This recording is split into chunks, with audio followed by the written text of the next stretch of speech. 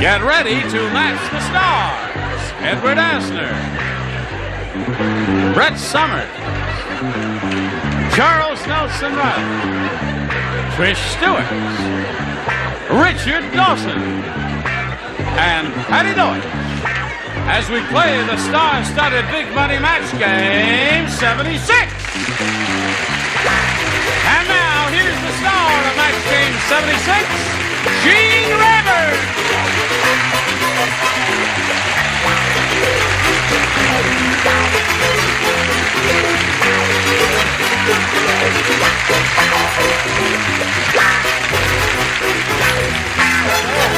Thank you very much. Thank you, Johnny Olson. Thank you for joining us here on Match Game 76. We welcome you one and all. Your enthusiasm is underwhelming. What's your problem, Ed? I'm working with Gene Rayburn today, did you hear? Yeah? Oh, that's it, eh? We welcome you anyway. Thanks. Nice to have you here from the Mary Tyler Moore Show, four-time Emmy winner, isn't he? And this lady from The Young and Restless, Trish Stewart. How are all of the other older bodies? Just fine, good. Well, then let's say hello to our two players, Al Walker and Judy Barber. Al, you're the champ, right? Presently, yes. How much money have you won, Al? $350 so far. Yes. And the game ended in a tie, right? So we're going to have to start right with a tiebreaker. Judy, we didn't see that last time. The scarf is covering part of it there. What does it say? Well, as I told you last time, I work for an elementary school, and this is what you call your basic visual aid. I see. Well, I'll drink to that. it appears to me, Judy, that you don't need too much help there. But we're going to do this tiebreaker right after we do a little business with America. So let me get ready. Come right back. Here we go. Now we have to turn off all these lights here and push the button over here. Reveal one tie-breaking question for each of you. The one who scores the most will be the winner. Judy, you have a choice. B, please. All right. Judy Barber wants B for Barber. Hey, listen, I have a TV guide listing for you. Good. TV guide listing, Sunday night, it says in that little book, CBS, Kojak. You know, it just occurred to me, we do these TV guide listing questions all the time, and in the 3 years plus we've been on the air, not once have they ever mentioned my name in the listings. They mention your name, and occasionally they mention yours, and never have they ever mentioned... Because when people think of Match Game, they think of you. Oh, they don't have to... Anyway, here it is. Sunday night, CBS, Kojak. A Japanese gardener plants a lawn on Kojak's scalp. Kojak loves the way it looks, but he hates it when the gardener blanks his head.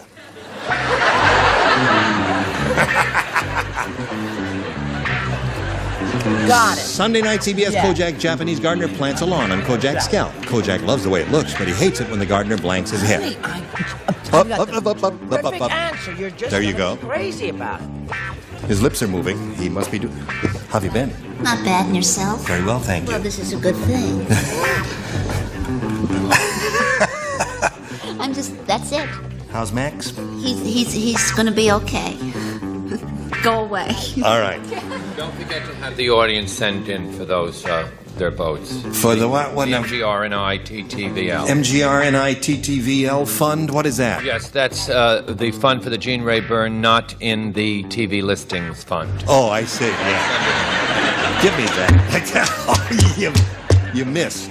Everybody ready? Here we go. Over to Judy Barber. TV guide listing, Judy. Says Sunday night, CBS, Kojak. A Japanese gardener plants a lawn on Kojak's scalp. Kojak loves the way it looks, but he hates it when the gardener blanks his head. Fertilizes his head. Fertilizes his head?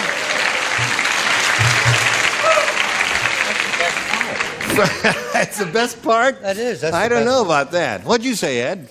Fertilization is certainly a requisite. Yes. As is moisture. Moisture. Waters. When they water the head, yeah. He hates it when the gardener waters his head. The boat is left. What do you say? What does it say on her little tippy top over there? It says, match me. You got it. Fertilize. Fertilize me. There's one for Judy. Sir Charles, I'm sensitive about my hair, so I didn't put fertilized because I do go get it fertilized. Oh. Moe's, I put. Moe's is good. Okay. Now we come to you, Trish, but he hates it when the gardener fertilizes his head. Moe's is there. Moe's. So, Judy, you have one so far. Let's see if you got one from Richard. I said Moe's. Moe's. That would be a little more painful, wouldn't it? And a little more uncomfortable. Now, here we come to Miss Sparkle Plenty. What do you say? Oddly enough, I said fertilizer. Oh, you said that oddly enough. There. Here's for her.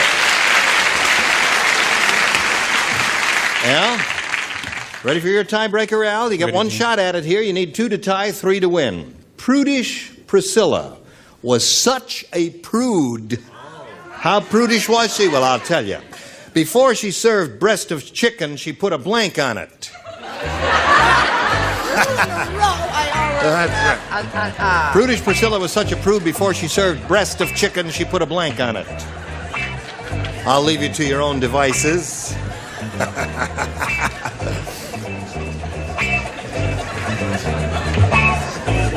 Very good, Charles. Excellent. All right. Put it in the slot, Ed. Have you finished writing? And away we go with Al Walker. Prudish Priscilla was such a prude, Al. Before she served breast of chicken, she put a blank on it. Well, if she was really as prude as I think she was, she would put a bra on it first. A bra.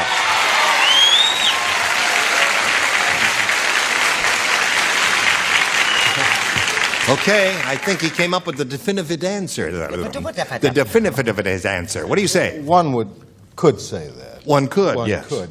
I have an aversion to mentioning unmentionables. Oh, really? So in place of a I said that she put a on it. A halter top. Yes. That is not a bra. They love you, Ed. Kojak likers there. What did you say? What does it say on her little tippy top? It says on her tippy top, it says match me. I made a mistake. I matched the wrong person. Oh, you did. So that's one for him. Score is 2-1 right now. Charles? Je dis le mot de brasilière. Brasilier. So, Al, you've tied the score. It's 2-2 at this moment. Now, Trish, a 32C cup, and he wins a game. You're not going to find it in the first row.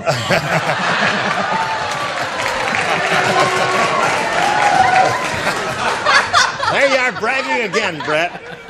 What do you offer? Sure not. Well, this better match. What does it say? Breastplate. A breastplate. No, that's totally That's different. not fair. Now, wait a minute. A breastplate is a thing. Breastplate, you know, That's a I knight. have aversion to Yes. certain words, too. I didn't think that you Oh, could you didn't get want to say No, brasier, I I see. see. No. No, breastplate was worn by Sir Galahad and all those other fancy fellas. Well, I'm sorry. My heart was in the right place. Yes. What do you say, Richard? Your heart certainly is in the right place. Well, not having an aversion to these particular words, Yes. in England we call it a bray. A brace! So that wins the game. A pastry. Congratulations. You know, that really was a very close game. Did you see what Patty's answer was? She said a pasty. So that his final score, he won it just by 1 there. Judy, was a tight game. And we've got some gifts for you, together with our thanks for being with us here on Match Game 76. Judy Barber, while she's spinning off, we want to spin some messages just for you. Here they are. All right, buddy. Here we are. Al Walker's won his second game. He now has just picked up another 100, so that means he has $450. That's mounting up. You could do something. What are you going to do with that? Well, Gene, you know, my wife is vacationing right now in Washington, the state of Washington, and I would have liked to have gone with her, but you know how funds are today, money's tight. So if I do win, I'd like to perhaps fly up there and turn that vacation into a second honeymoon. Well, then it'd be nice. Yeah, terrific. How long have you been married, Al? 5 years, Gene. 5 years, yes. All right, well, we wish you the very best of luck. Shall we begin? We polled a recent studio audience, Al, and we got their best response to this. Walk the blank. Now, the answer that group in this hall gave most frequently is worth $500 if you match it. If you match a middle one, you get $250, then the bottom one gets you $100. And 3 of the 6 celebrities are permitted to suggest answers here and give you a little help. Okay, Charles. Walk the plank. Walk the plank. 1. And Trish. Trish? Walk the line. Walk the line. 1 more. And Patty. Hello. Patty. 3rd is hard, Patty, but think for a second. We'll give you a little time here. Okay, time's up. Thank you. No. Walk the... You're straight and narrow. Walk the straight and narrow. Oh, yeah. All right, so there they are. Walk the straight and narrow, walk the line, and walk the plank. Now, think it over. Tell us whether you want one of those or want to give us one of your own. I don't have one of my own, Gene, so I'm going to go with Trish and say walk the line. Walk the line is what he wants. All right. Let's find out if Walk the Line is up there, and if so, where. We'll begin down at the bottom, Al, as we usually do, and we'll reveal the $100 response. Walk the dog. Not quite as lofty, is it? Yes. What's that? Not quite as lofty as our No, answers. very earthy answer there. Dog. Let's see if Walk the Line is under the $250 response. Walk the plank. Well, I thought that was going to be on top. What do you think is on top? The line? Well, I'll be darned. If they're right, that means you're right. That means you pick up another $500, and you're up at $950. Okay. Earl's on vacation. Whoever's in the box, slide it. Walk the line! Congratulations, that's very good. You got it.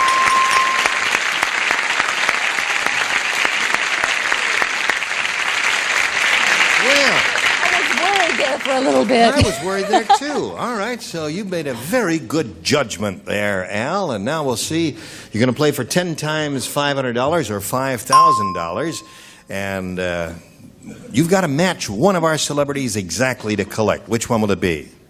Well, you know, Gene, it seems that Richard doesn't want to kiss me. Well, that's not true. No, wait a minute.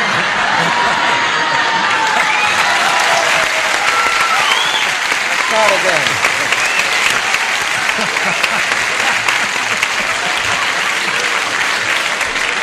You mean the last time you won, he wouldn't kiss you? I didn't win the super match, so I didn't get a chance to kiss him, you see. Oh. So he's not going to get out of that easy. I'm going to go with him again. You're going to go with him again? All right. Okay, get ready over there. You got ESP going over to Richard. Stand on the adhesive tape there and face me if you would, please, Al. And I'll get the $5,000 question, which goes like this. Here it is. Blank doll. D-O-L-L. Blank doll.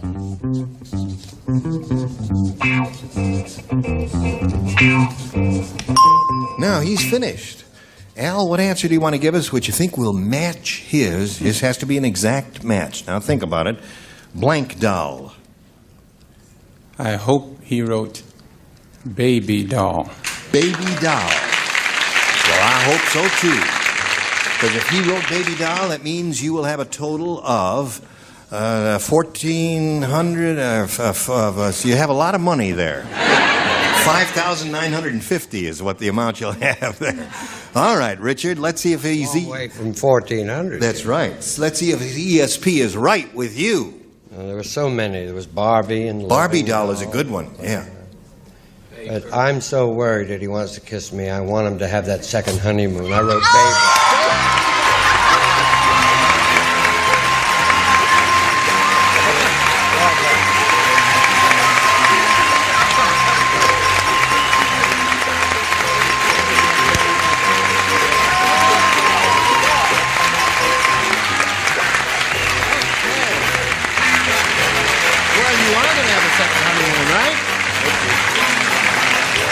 So he just picked up a second honeymoon. This is going to be a surprise to your wife, is it? I think so, Gene. I think it's the show. I'll be gone before the show airs, I believe. Yeah. Well, anyway, whatever you do, before you go up there to the state of Washington, give her a little phone call and let her call a motel and let her know you're coming. It may be a big surprise to you if you don't call in advance and say, honey, I'll be there. No. Okay, there's the souvenir card that won you the $5,000. You'll meet another player in a moment, but right now, let's watch this message.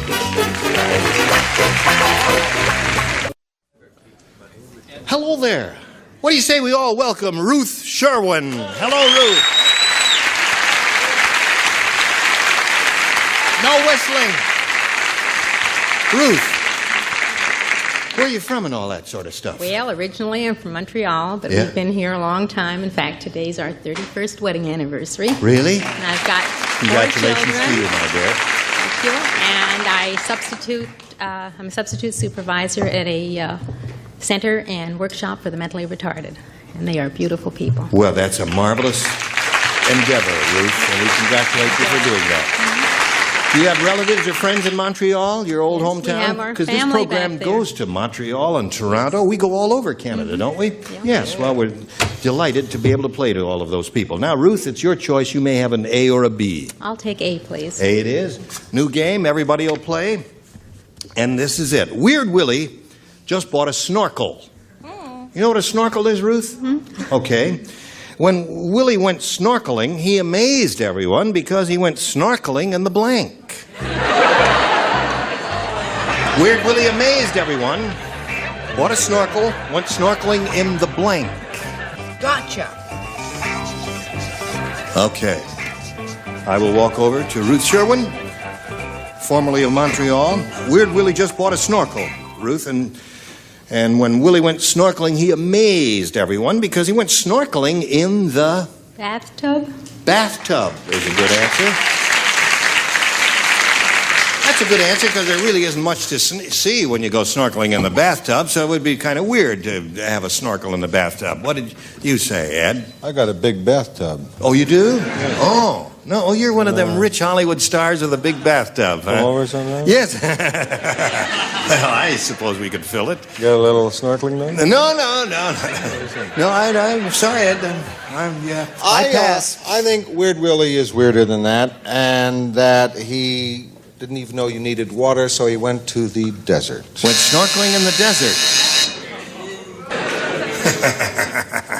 It would appear that I went in an entirely different direction, my darling. I said the little devil went snorkeling in the nude. In the nude? Oh, well.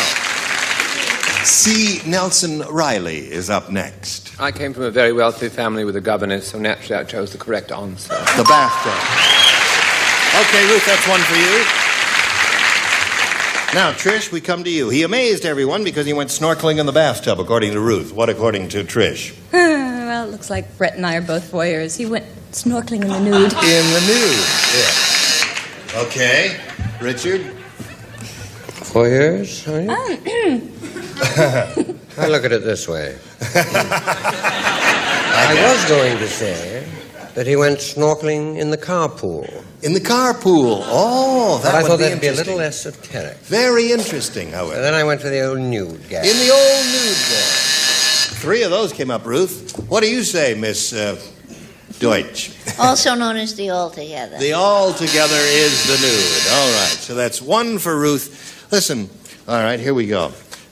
When you do the buzzer, you don't have to do it for 87 seconds long. Just a quick buzz is all we need. I'm getting annoyed with that whole thing. You ready? Julie never should have let the great Ricardo cut her in half because the great Ricardo isn't a magician. He's a blank.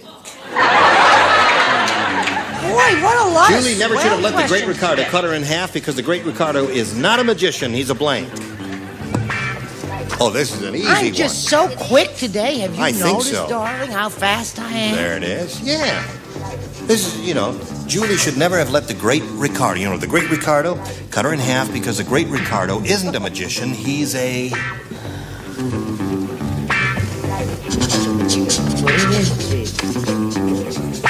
Okay.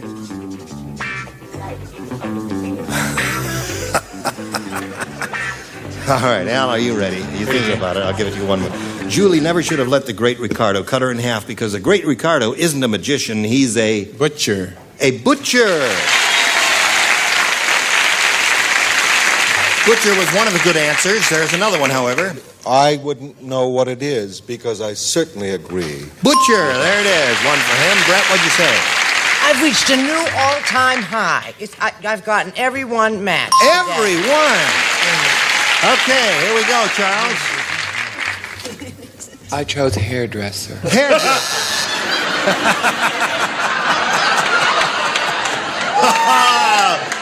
Dear me, go. I don't feel so bad. Carpenter. Carpenter's a good answer. That's the other good answer. Butcher. Butcher's another one. Oh, Al's got 3. 3-1 the score on Patty. Christian Science practitioner. Christian Science practitioner. That'll never get you into. So 3-1 the score at the end of round 1, and now we've got this message just for you. Gene Rayburn here. Join us next time, Match Game 76. Goodbye.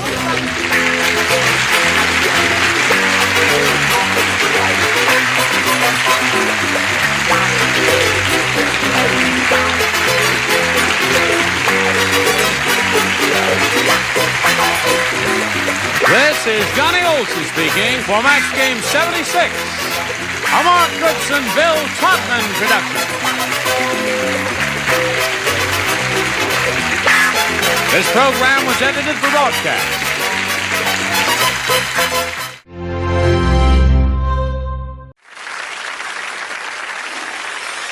5 gold signs depicting men and women stand in a row. The heads turn into gold coins, 2 of which form the letter O in the phrase double money.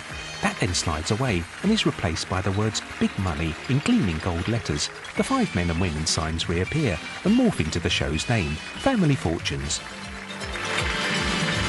It's Family Fortunes, and tonight's families are Jeff, Rosina, Tracy, Clive, and Vicky, the Wagstaff family. And they're playing Dave, Carol, Sandro, Nikki, and Olga, the Forte Hemming family. And here's your host, Les Dennis. On stage, the 2 families each stand behind long curved counters facing each other.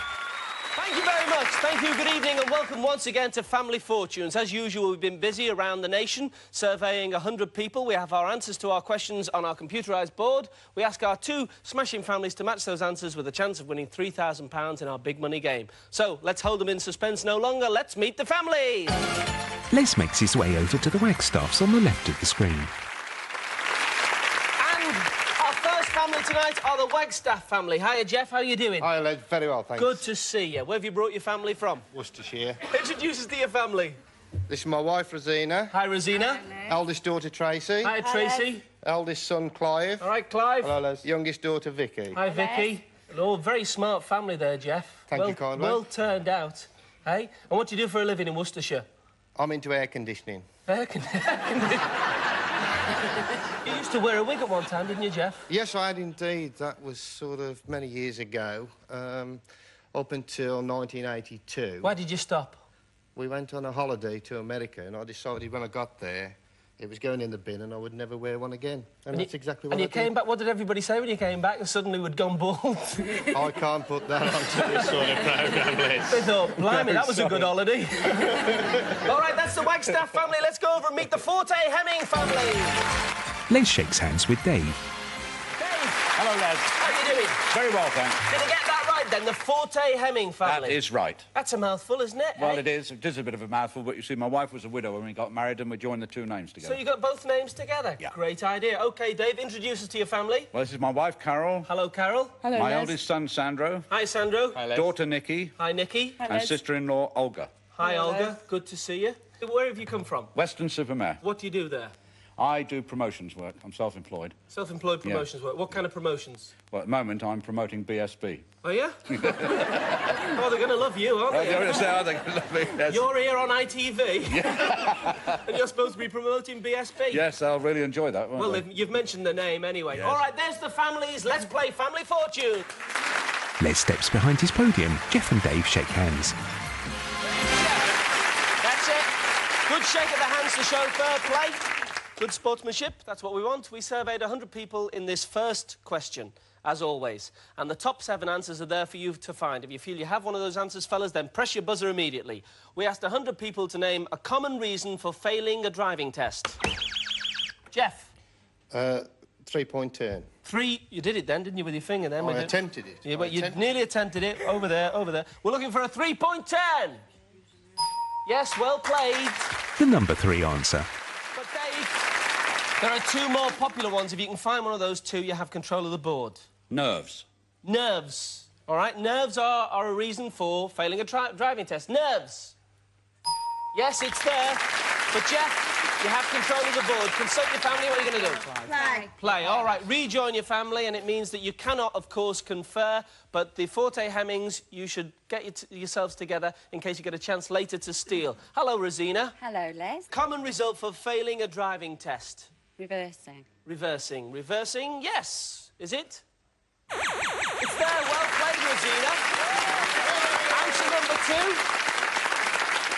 You were all nervous today and you were worried about talking, weren't you? But you talk lovely, Rosina. And I tell you what, you've won a prize as well. A romantic evening out at any restaurant of your choice. What are you clapping for? How do you know she's taking you? Oh, I'm hungry. I must go. Are you taking him? Yeah. All right, then. Don't wear the wig. Tracy, what do you think? No safety belt. No safety belt. Let's have a look. You might fail your driving test if you don't wear your safety belt. I should hope that the driving instructor would tell you to make sure you wear it. Clive. Stalling the car. Stalling the car. Yeah. Let's have a look for stalling the car. 2 lives have gone already, so the Forte Hemmings, you might get a chance to steal. Hiya, Vicky, how are you doing? I'm fine, thanks. What do you think? A common reason for failing a driving test? Emergency stop. All right. And not doing an emergency stop quick enough. Emergency stop. 3 lives have gone, so we come over to the Forte Hemmings. Olga. Driving too slowly. Too slowly, Too Nikki? quickly. Too quickly? Too quickly. Too quickly, Sandro? Too quickly. Too quickly, Carol. Now, Dave, I'll just explain to you that you can take any of the answers that we've had, or you can go with your own answer if you have one, because you're head of the family. I agree with them. Too quickly. Driving Too too quickly. But Speed. somebody said too slowly. Nikki, Yeah. didn't she? Oh, Olga did. All right, you're going to go for too quickly. Speed. If driving too quickly or speeding is one of those missing answers, you have the money in the bank. Driving too quickly. Yes. Well played, Dave. Speeding was the number 6 answer. So, after the first round of this game, we have the Forte Hemmings with £46 in the bank, and the Wagstaff family have no money yet, but it's early days, don't worry. The missing answers. Answer number 7.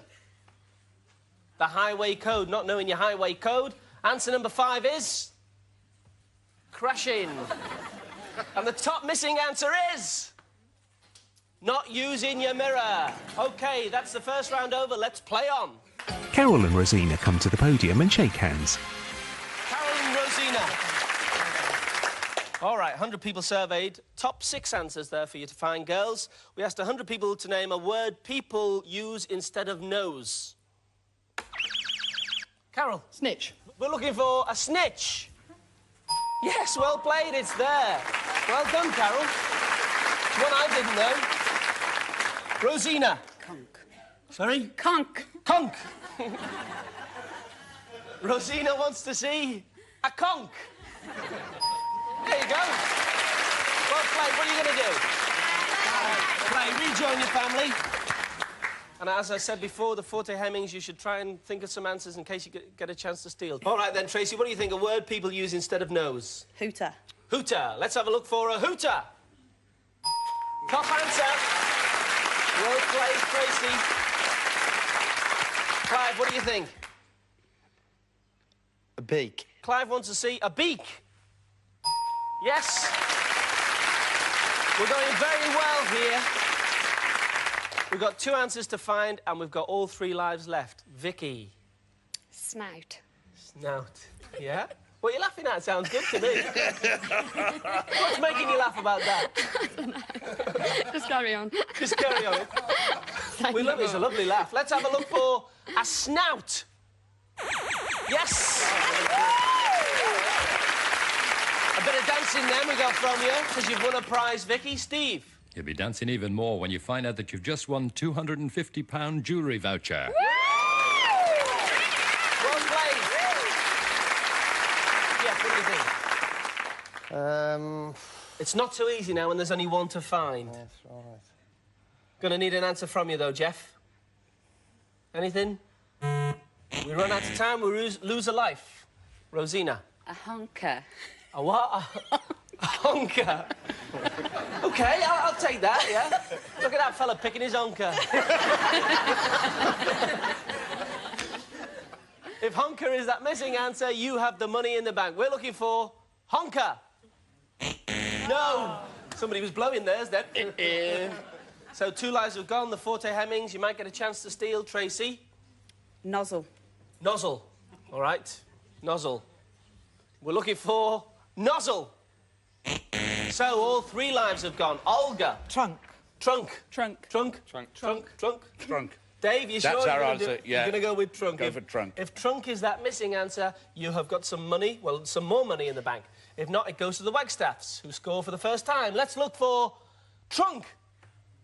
It's not there, so the Wagstaffs will play. Well done, Jack. You got some money. Yes. £85 to the Wagstaff family, and the Forte Hemmings have £46. That missing answer, any ideas in our studio audience?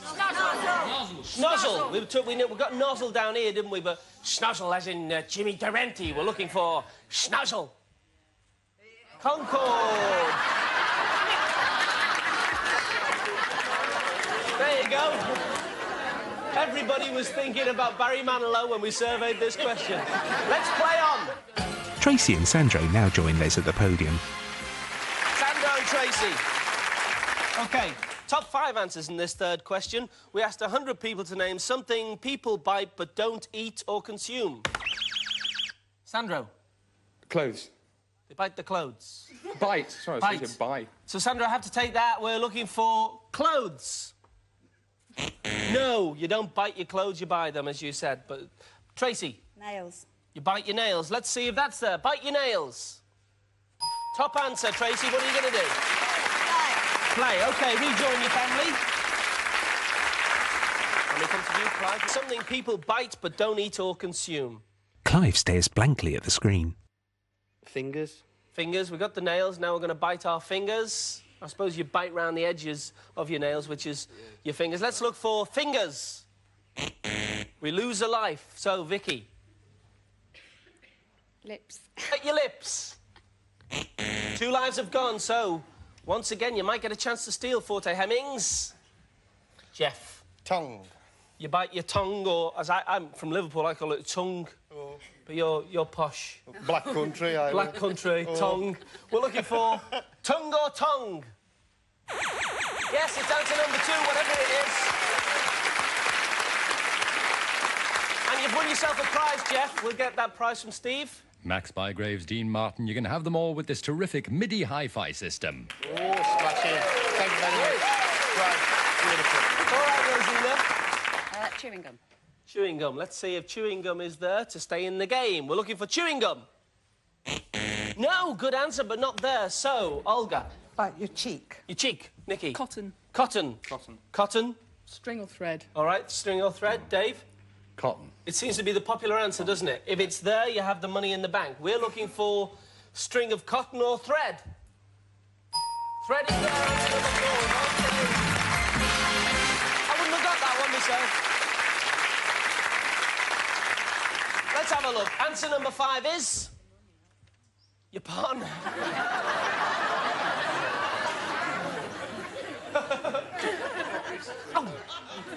I love you. Answer number 3 is... a pencil. Bite the end of a pencil. OK, we're going to take a break. Join us in a couple of minutes when one of our families will be playing for £3,000 in our big money game. We'll see you then.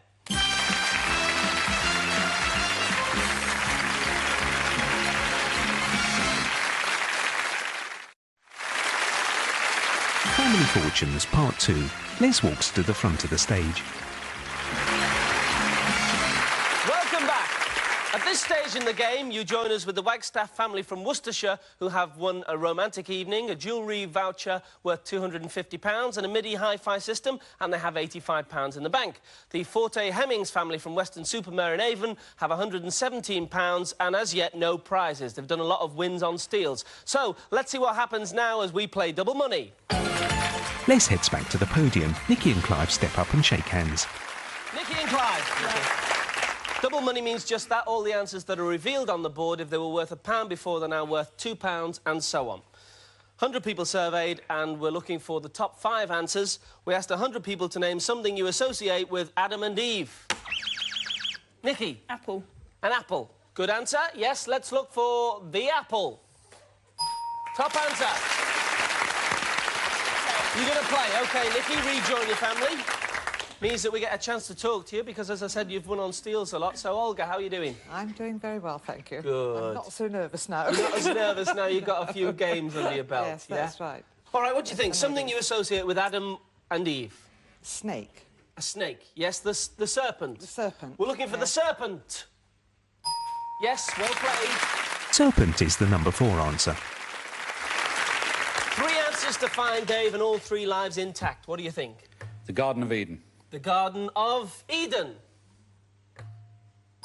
Yes. Going well. Eden is number 3 out of 5. Carol. How about fig leaf? Yep, the fig leaf. They were having a meal once, Adam and Eve, and Adam said, "Oh, you put my best suit in the salad." A fig leaf. Yes. The second best answer. We got fig leaves there. We must reckon he changes them quite often. He wears them out. But Carol, you won a prize with that answer, and Steve's going to tell you what that prize is. Your very own greenhouse effect with this super greenhouse. You're a fan of gardening, aren't you, Carol? Have you got a greenhouse? I haven't got a garden, really. You haven't got a garden? No, well, I have got a garden, but there's nothing much in it. Well, there's a greenhouse in it now. That's the greenhouse effect. Sandro, that's an unusual name. That must be a mouthful, mustn't it? Sandro... Well, it's actually Alessandro. Alessandro? Alessandro Marco Forte Hemming. Oh, what a name, eh? And you're an actor, are you? I am sort of part-time at the moment. Resting. You're resting? It's because they can't fit your name on. Sandro, what do you think? Something you associate with Adam and Eve? Sinning. Sinning. Sinning. All right, we're looking for the committing of sins. No. It gets harder now, and there's just one answer left. So, Nikki, what do you think? Children. Children that they have? Yeah. All right. We're looking for children. 2 lives have gone. The Wagstaffs, you might get a chance to steal. Olga. Creation of children. Children. Sex. Sex. That's creation of children, yeah. Yeah. It's probably... I'll go for sex. Yeah. It's a bit like Sandro's name, creation of children, shorten it to sex. Yeah. We're looking for sex. No, so it means that we come over to Vicky. Tree. Tree. A tree. Oh, a tree. Clive. I think the tree, too. Tree. Yeah, the tree. Tree. Jeff? Yes, I think it's a general opinion that we I'm should sorry go about for that. I thought tree. Vicky said tray. I thought I was going to... Well, perhaps I did have one. Yeah, what was he going to put on it? Not a lot. Adam's rib. Let's have a look for the tree. No, so it means that the Forte Hemmings, well played, won the money. And Dave, not only have you won the money, but it means that it's taken you through the 300 barrier, and it means that you're playing for big money tonight. Congratulations, well done. Jeff, well played, good close contest there. It could have gone either way, and that missing answer before you go, I'm sure you want to know that, don't you, Jeff? Bible. Let's have a look. What you say now? Bible. Bible. Any answers? Anybody? Temptation, rib. Holy Spirit. Goldfish? Answer number 5 is... God. Of course. So, you said the Bible. So, the Wagstaff family, a smashing family, you're going back to Worcestershire with a romantic evening in a restaurant, a jewellery voucher, a midi hi-fi and £85. Not a bad day out, was it? Very much. Great. You've been a smashing family. The Wagstaff family. Jeff stands holding his 2 thumbs up. Well played, Dave. Thank you. Who's playing big money? Sandro and myself. OK, Sandro and Dave, join me at the mic, please. They all go over to the mic at the front of the stage. All right, right, Dave, you're going to play first. Sandro, you're going to put the headset on so you can't hear any of the answers that Dave gives me, and we'll see you in a minute. All right? OK, Dave, I'm going to ask you 5 questions. You have 15 seconds to answer, and the time doesn't begin until I finish asking the first question. Is that clear? Right. Right. OK, can I have 15 seconds on the clock, please? Good luck. Name something which usually increases in price with the budget. Tax. A type of cheese. Cheddar. An instrument in a one-man band. Drum. Someone who wears white clothing. Cricketer. A kind of tax people pay. Income. Yeah, well done, Dave. Sound like good answers to me. I hope so. We both hope so. We all hope so. OK, what do we need? 200 points between yourself and Sandro to win that £3,000 to add to the £305 you have in the bank and the greenhouse. For our non-existent garden. For your non-existent garden. All right, let's have a look. First of all, I asked you to name something which usually increases in price with the budget. You said tax. Our survey said nothing for tax. Then I asked you to name a type of cheese. Don't worry, we've got 4 answers to find yet. I asked you to name a type of cheese. You said cheddar. Our survey said 36. You smile now. Then I asked you to name an instrument in a one-man band. You said a drum. Our survey said 32. Beat that drum. 68. 2 answers to reveal. I asked you then for someone who wears white clothing. You said a cricketer. Our survey said 10. 78. We're near the halfway mark. Right, finally, I asked you to name a kind of tax people pay. You said income tax. Sounds good. Our survey said 37. Well played. 115. You join the family, Dave. We'll clear the board. And welcome Sandro back.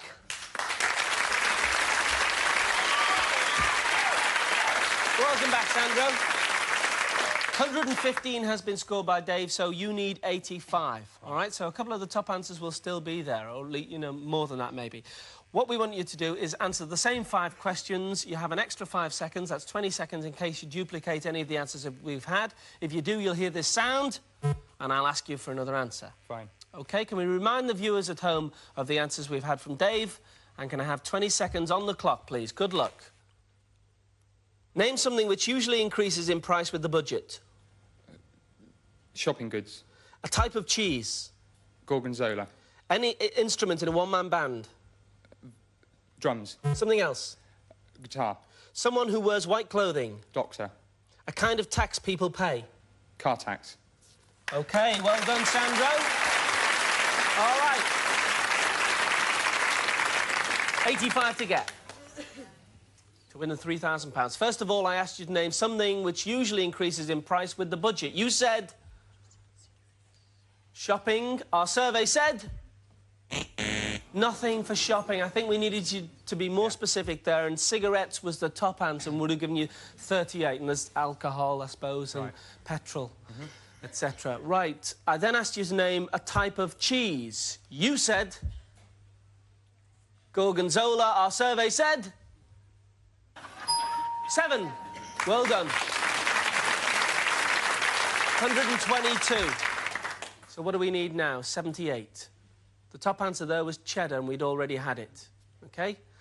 Cheddar with a 7 instead of a C. Then I asked you to name an instrument in a one-man band. You said guitar. Our survey said nothing for guitar. The top answer there again, we'd had drum. What else is there? I suppose cymbals and mouth organ and things like that. So we still need the 78 from the last 2 answers. I then asked you to name someone who wears white clothing. You said doctor. Let's hope it's a high one. Our survey said 28. Better. But it's a top answer. So we need 50 from our last answer. Finally, I asked you to name a kind of tax people pay. You said car tax. It's got to be worth 50 or more. Our survey said 16. Hard luck. the top answer was income tax anyway. We'd already had it. So we got 166. We double that for you. We add it to the money you've already got in the bank and add it to the greenhouse, which gives you a Forte Hemmings family fortune of £637. Good day out. All right, come on down, everybody. The rest of the family make their way over to Sandro. We'll see you next week on Family Fortunes. Bye. The end. On the faces of a rotating cube are the closing credits and shots of the Forte Hemming family waving to the camera. Doing that, so you might as well watch some more Family Fortunes next, because who doesn't love a bit of Family Fortunes? And if you make it all star, then it's a very Merry Christmas indeed, with more of the Vernon version today at 2.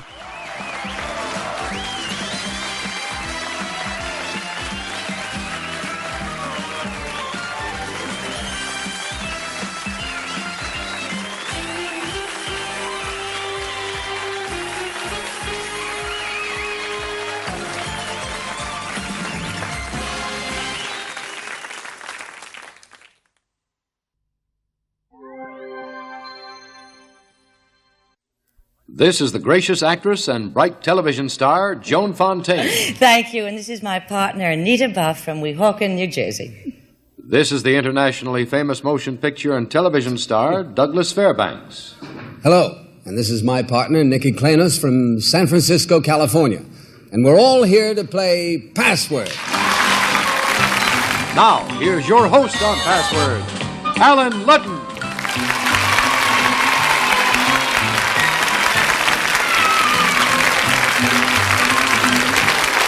Well, good afternoon.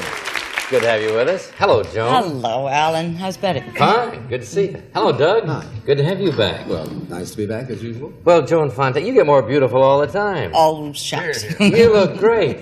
Where are you playing Dial In for Murder? I'm going to be playing at the Ivanhoe Theater in Chicago any minute now. Well, 4 weeks. Good luck. 4 weeks? Well, go see Dial In for Murder starring this lovely lady here. Anita Buff, how are you today? Just fine, thank you. See, do you have a family? Yes, I have 2 children, a boy and a girl, both getting married this year. Well, congratulations. Talking about, you're certainly looking healthy. Talking about good looking. My goodness, where'd you get that tan, Doug? Down in Mexico. In Mexico? In Mexico, where I took a taxi cab. They came out with a tan. Well, my goodness, it looks great on you. Good to have you back. It's good to be back, but I'm ready to go right back to Mexico again. Well, stick around for the week, will you? Nicky Klanos. How do you say that? Klanos. Klanos. Do you have any hobbies, Nicky?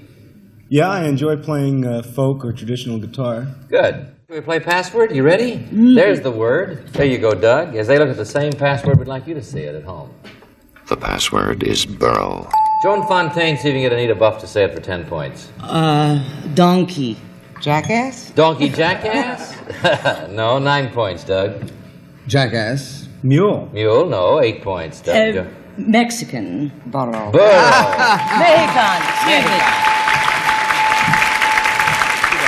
All right, well, you got about every word you can call them in there. And we got it for 8 points for the ladies. Nicky, you'll start this time. Okay. There you go, Anita. The password is accident. 10 points, Nicky. Mishap. Accident. Yes. Good clue. 10 for the men, 8 for the ladies. Here's my little man. How'd you get more noise? They got it in the first clue. That's why they have 10. There you go, Joan. Thank you. The password is celebrate. 10 points. Joan, give you 18.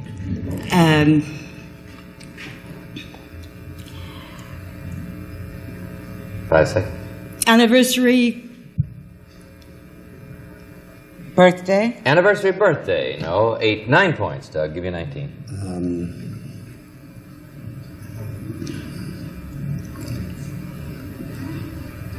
Cheer. Holiday. Holiday. 8 points. Give you 16, Joan.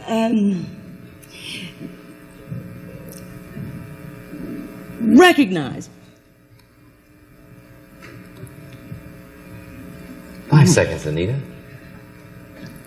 Gift. Gift. No. Good clues, though. 7 points. Give you 17, Doug. Mass. I'm sorry? Mass. Mass. Wedding. Mass wedding? No. Interesting switch. 6 points. Give you 14, Joan. Observe. Observe. Good clues. Ceremony? Ceremony? No. 5 points, Doug. Oh, I know. I know. 5 seconds. Remember. 5 seconds, Nikki. Anita thinks she's got it.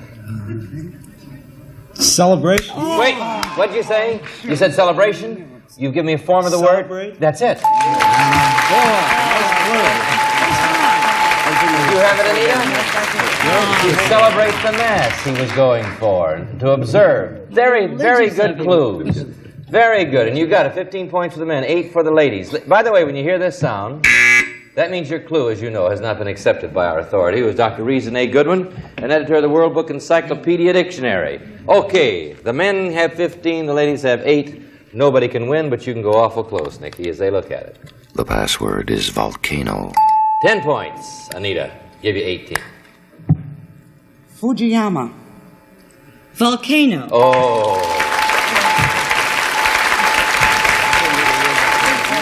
Say, I've got exciting news about next week's daytime password shows. We're going to be paying special tribute to our armed services. That's right. All of our contestants next week will be from the Army, the Navy, the Air Force, the Coast Guard, and the Marines. All next week.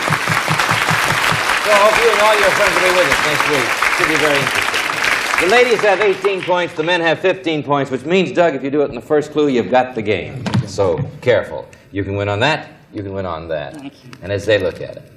The password is fantastic. Doug, 10 points. Give you the game. Fabulous.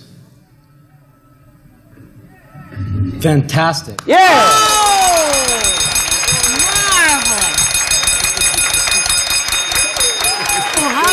Fabulous. How did you pull that out? All right. I've seen that word before. All right. 10 points. You won the game, Nikki. You got $100, a chance to win $250 in the lightning round. You ready to go, Doug? You remember how to play this? Yeah. 5 passwords here. Each one's worth $50, but you've got to hit them all in 1 minute. Here's the first word. Go. Avenue. Street. Yes. Buckingham Palace. Yes. Pencil. Pen. Colored. Crayon. Yes. Smack. Hit. Hand. Slap. Yes. Starving. Hungry. Very good. Isn't he good? You really are. Boy. Last week that he'd win this week. Boy, that was very good. You told him last week he was going to win Don't this you week? remember? I said Yes. it was his turn. Well, Nikki, you did, and Doug, those were great clues. They're a good lightning round. Nikki, you won $350 last week. Anita, you won $300. Thank you both, and good luck to you both.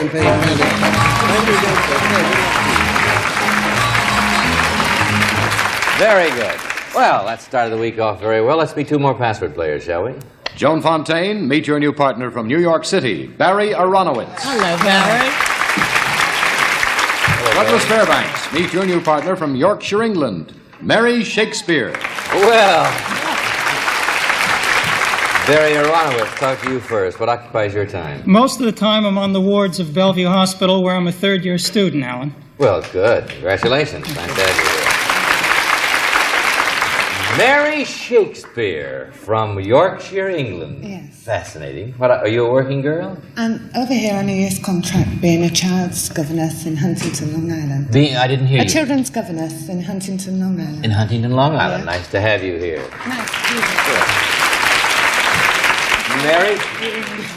Mary Shakespeare. That's Yes, a nice that's name. Thank Good you. English name. All right. I've heard of it before. Yes, that's a familiar name. Joan and Doug have the word as we start the game. We'd like you to see it at home. The password is throb. Joan, 10 points. See if you can get Barry Aronowitz to say that. Pulsate. Throb. Very good. All right. Now, Mary, that means they start over here with 10 points, but you're going to start this time. See if you can do it for 10 points. There's the word. There you go, Barry, as they look at it. The password is corkscrew. 10 points, Mary. Unwind. Relax. Relax. 9 points, Barry. Opener.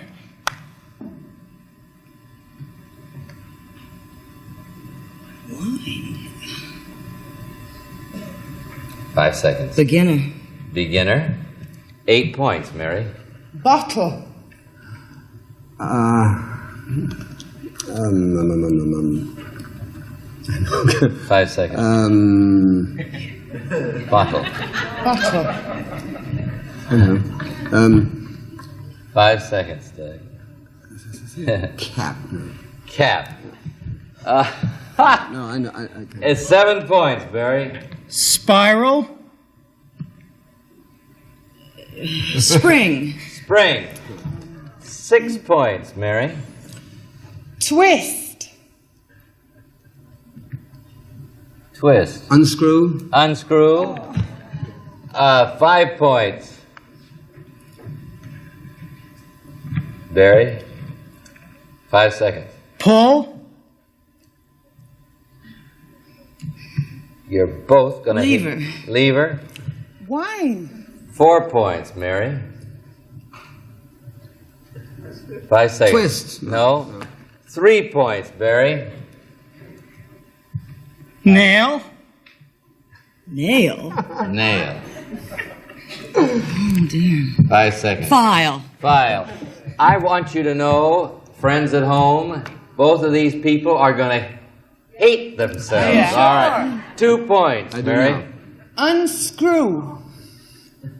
Unscrew. 5 seconds. 5 seconds, Doug. All right. 1 point, Barry. Get ready for the blow-up. 5 seconds. Floats. Float. 5 seconds. Joan.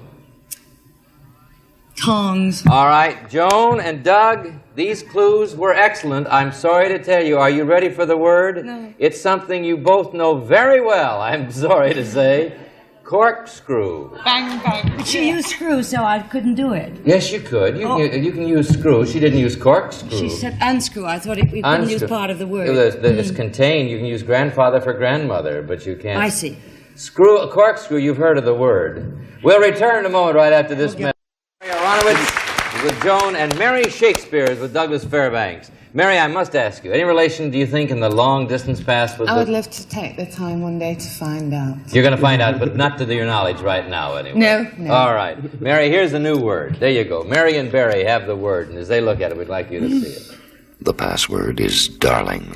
Okay, Mary, see if you can get Doug Fairbanks to say that for 10 points. Dearest. Dearest. Darling. Yes!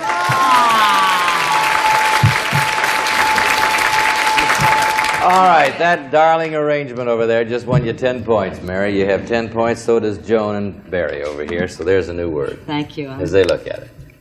The password is lizard. 10 points, Joan. See if you can get Barry to say it. Iguana. Lizard. Yes. I tell you, your crossword puzzle days come to sometimes, doesn't it? All right, Mary. There you go. Barry. The password is mount. 10 points, Mary. Give you 20. Tie the score. Everest. Mountain. Barry. What? Hold it. You said mountain? Mount. Mount is right. You did it. 20 points. 20 to 20. Either team can win. My little man is stuck. Hi. All right. 20 for you, 20 for you. New word. The password is interrupt. You can win on this, Joan.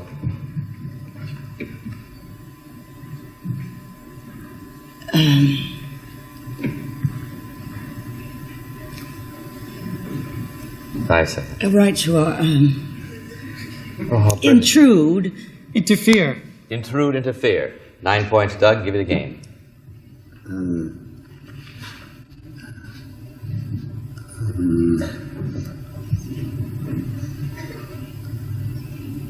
Impose.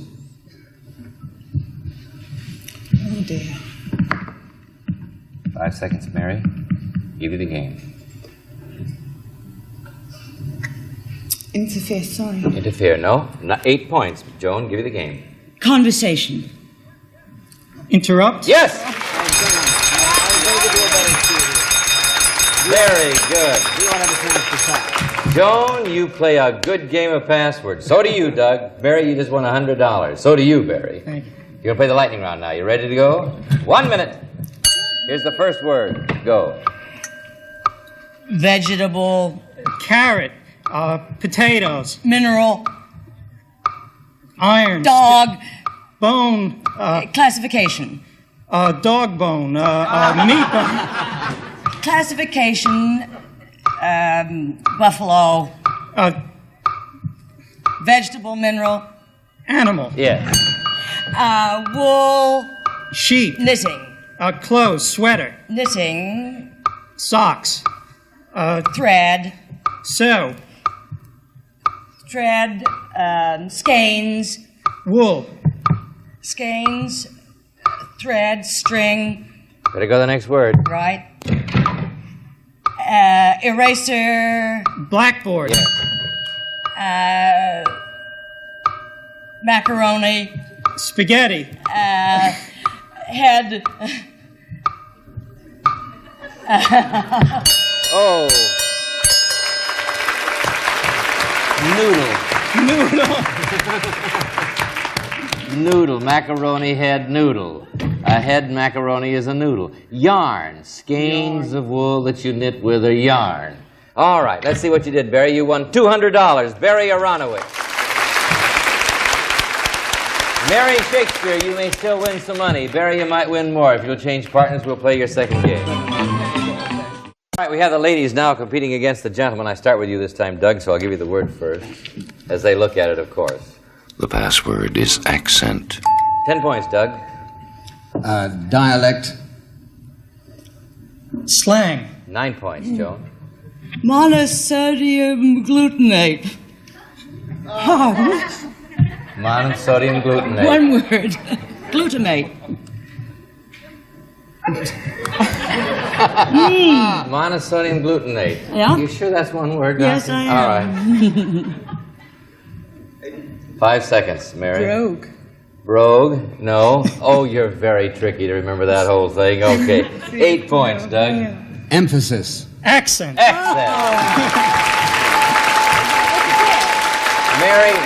that's an American product. Do you know it? I know it actually. Actually, it's Japanese. Oh, she is so smart. She knows a lot of minutiae. Doesn't do me any good. As the week goes on, minutia, accent. We should have a new product called minutia, all right? Fine. Brings out the unnatural flavor in foods. All right. Mary and Barry have the new word. We'd like you to see it. The password is where. Okay, Mary, 10 points. Apparel. Clothes. Clothes, 9 points, Barry. Attire. Wearing. What did you say? Wearing. All right, you've given me roughly a form of the word. You have said wearing. Wear. That's it. Where? The men have 17 points, ladies. So they're within scoring position. Doug, you can win on that. The password is nervous. But I start with you, Joan. 10 points. Itchy. Itchy. Aren't you proud of that? No. All right. Scratchy. Scratchy. No. 9 points. Give you the game, Doug. Fidgety. Nervous. Yes.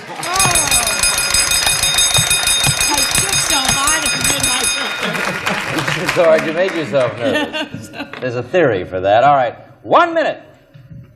Here's the first word. Go. Chart. Graph. Plot. Land. Map. Yes.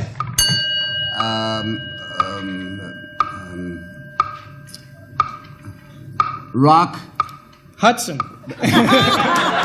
Baby. Stone. Bed. Crib. Crib. Mattress. Rock. A cradle. Yes. Spot. Place. Eye. Blur. Above. Forehead. Place. I think that's the next word. Next word.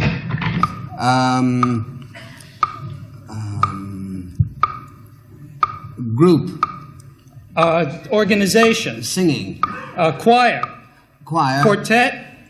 Chorus. Yes. Oh, I'm sorry. Time is up. Oh, and that's such an easy thing for that.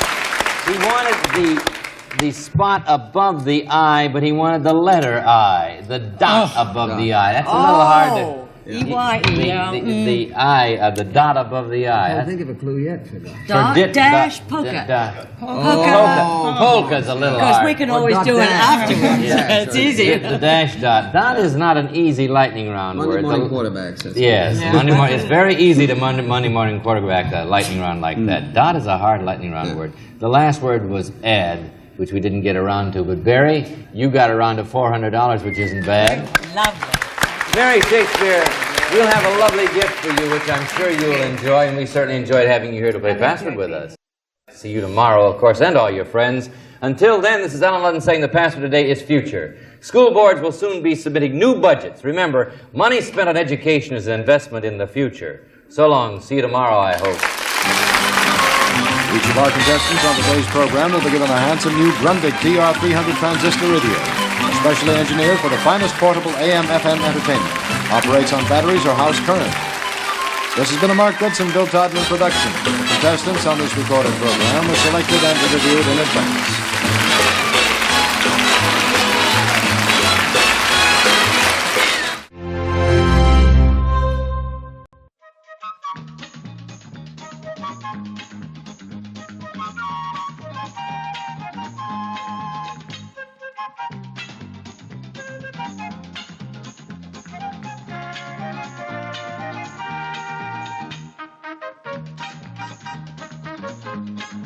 Let's all play What's My Line?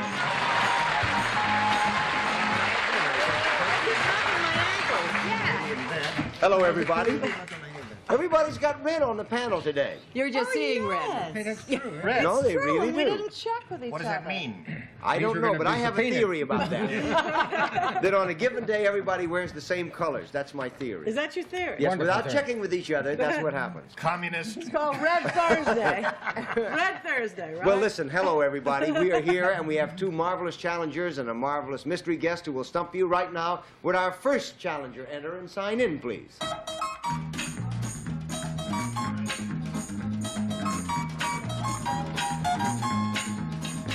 Eleanor Uzak.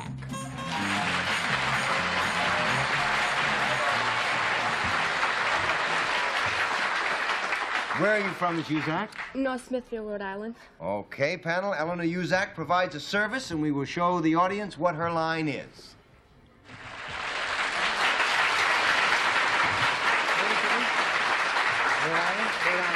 And let's start the questioning with Gene Shalit. So even the state is right. The Rhode Island Reds. Isn't that a very famous chicken? Speaking of chickens, how do you do? Now, you provide a service. Do you provide this service for a profit-making organization? Yes. Do you work for a big organization rather than working for yourself? No. One down and 9 to go. Arlene? Does physical dexterity help you in your work? A little. When he shows up.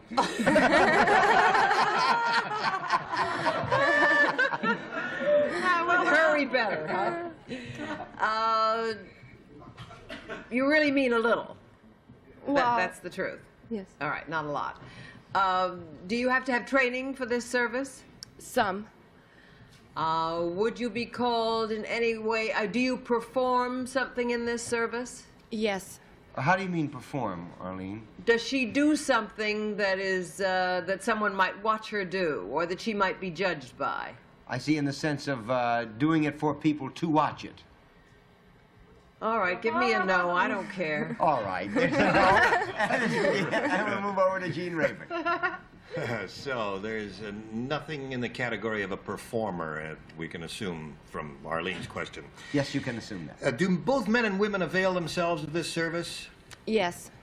And do you wear something special when you perform the service? Yes. And do they come to you to have this service performed? Initially. Aha, And that's she has a to clue. go chase him after that. That's right. To get the dough. You hurt him so bad they'll never come back.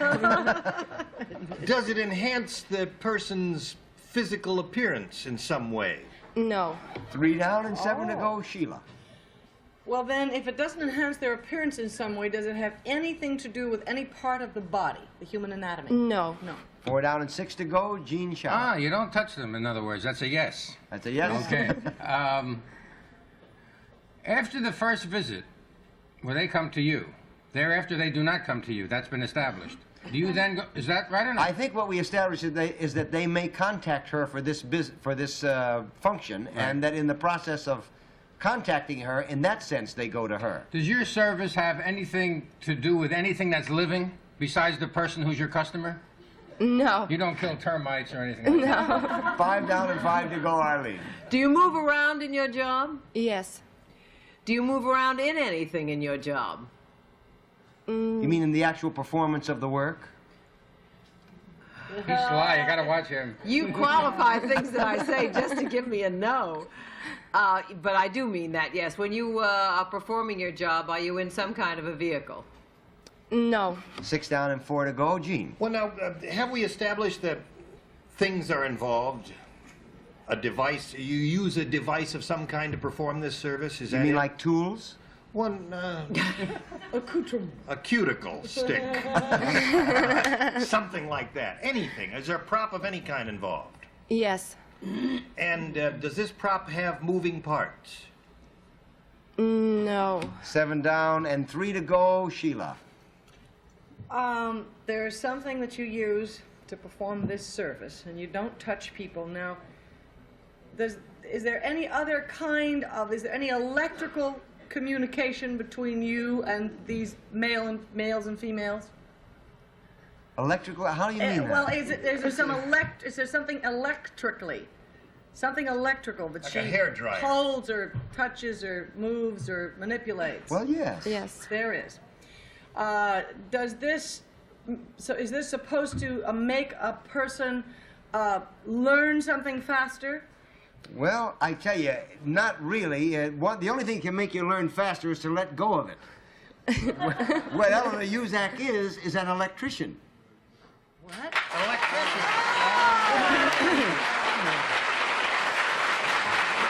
So we'll cross them all over. Eleanor Uzak is a licensed electrician for TNT Electrics of North Smithfield, Rhode Island. How did you get into electronics, Laura? My father owned a sales and service business, and my brother became a contractor, and I started to fall in the footsteps. I see. Now, what type of work do you do? All types, residential, commercial, industrial work. May I ask a question? Yes. I'd like to see you use a pair of pliers sometime that has no moving parts. Well, we do use pliers, but I thought possibly you meant by mechanical parts. Oh, well, you are forgiven. Thank you. And that certainly would have solved your problem. Thank you very much for being with us on What's My Line.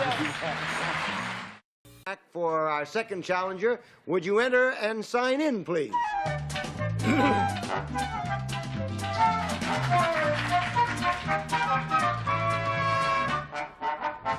Jack Lehman. Hey, Jack. Nice to see you. Where are you from, Jack? Harrisburg, Pennsylvania. All right, panel. Jack Lehman is president of the company which manufactures this kit. Now, you have to figure out what you get when you put that kit together. First, however, we will show the audience what this kit makes.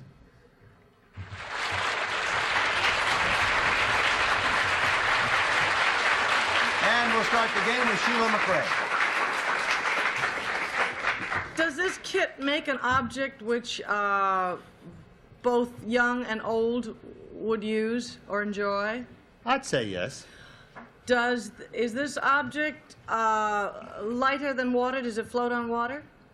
We haven't tried it, but it could. Haven't tried it, eh? Okay. Does this object have any wheels at all? Yes. It has wheels. Are the wheels a form of locomotion for this object? Yes. Is this object then pushed rather than propelled by an engineering feat of some sort? Yes. It is more of a push-pull than a self-propelled thing with wheelies. Yes. Okay. Terrific. Wheelies, that's a good word. I learned that in the 5th grade. Now, this object that has wheels, that is pushed or pulled, this does contribute more perhaps to your enjoyment than you would use it for any business purposes. Yes. Yes. Is this object something which a person over 50 pounds could sit on? Yes. Yes. It's not a roller skate. Is this object, if you wanted to go fast at all, would you have to take it to an elevation and then let it go down or go down with it? It would help. It would help. But you don't have to. But you don't have to. You don't have to. You So don't it's have one down to. and But 9 give me to a go, no so Gene. I can get out of it. Before you created Can this... I ask a question? Yeah. Why would anybody over 50 pounds want to sit on a roller skate? Not a roller skate. Tired of standing. That's a good reason. Okay, Gene. It's not a... Oh, well. Before you created this in a kit form, Yes. could I have found this product in a store already made? No. So you not only have made a kit of something, but you have created a new product. We'd like to think so. Okay. Well, so it's you not might the have kit found business it that's new. in some form, but not in this form. 2 down and 8 to go, Arlene. Using in the water yet. Does it ever leave the ground? No. Hopefully. Hopefully it never leaves the ground. 3 down and 7 to go, Gene. Mr. Lehman, when you put this device together, is the box or crate which we see there, does that become part of it? Yes. Is this the thing, something similar to the, it looks like the thing we used to make when I was a kid out of an old orange crate and a roller skate, and you'd put one foot on it, and you'd go like that, and you'd go along the sidewalk. Yeah, well, I don't know what you call them. You called it a scooter, is what you called it. Beautiful. Jack Lehman is president of Kiss Hour Company, manufacturers of the skater scooter. It is descended from the old skate box, isn't it? Well, Mr. Rayburn hit it right on the head because as kids growing up in the city, that's exactly what we'd do. Get an old orange crate and an old 2x4, and pull a skate apart and go. He's living in the country, you did the same I could thing. see it, but I didn't know what it was. I thought he made a rubber stamp that said handle with care. It's pretty easy to assemble then, isn't it? Frankly, we've even pre-drilled the holes to where a youngster just puts in about 12 bolts and he's ready to ride instantly. Isn't that good? Well, let's see what the skater scooter looks like when it's here she assembled. comes. Jennifer, could you bring one in? Terrific. That's cute. Jennifer looks like she just won the 200-yard skater dash at the Olympics. The roller skate scooter is part of the current wave of nostalgia panel, and knowing that all of you would like to be in the mainstream of we get one? we have arranged a scooter relay race. Oh! So if we could just have the curtain open.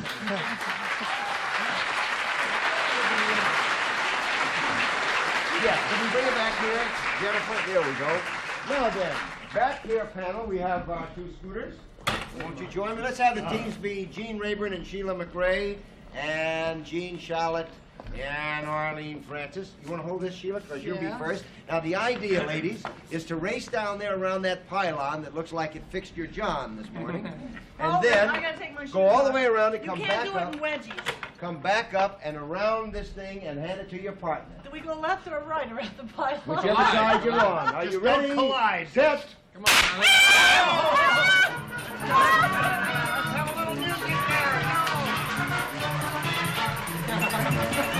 Let's go!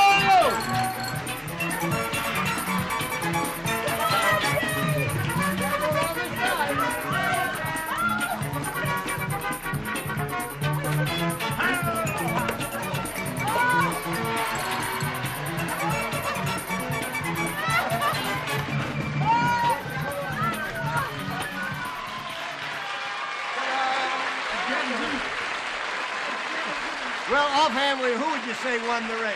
Well, I'll tell you, I think, Larry, I think I'd call it a draw and let it go with that. All right, it's a draw, and each team gets their own scooter. You How betcha. about that? Thank you for being with us on What's My Line. Let's play Who's Who. Okay.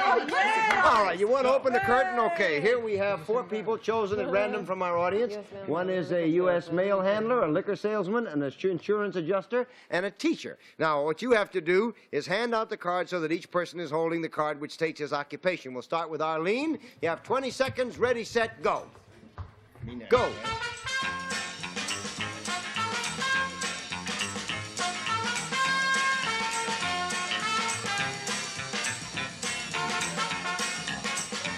Yay, Arlene, you blew it! And now it's time for Gene Rayburn. 20 seconds.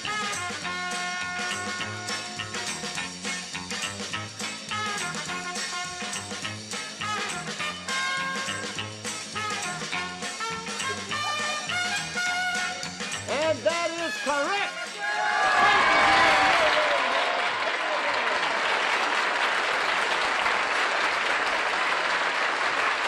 You notice they say mail handler, not mail deliverer. You can't take him anywhere. Would you tell us who's who, please? That's wrong. That is wrong? Yeah, that's wrong. That's wrong! So it's time for Sheila. That is wrong.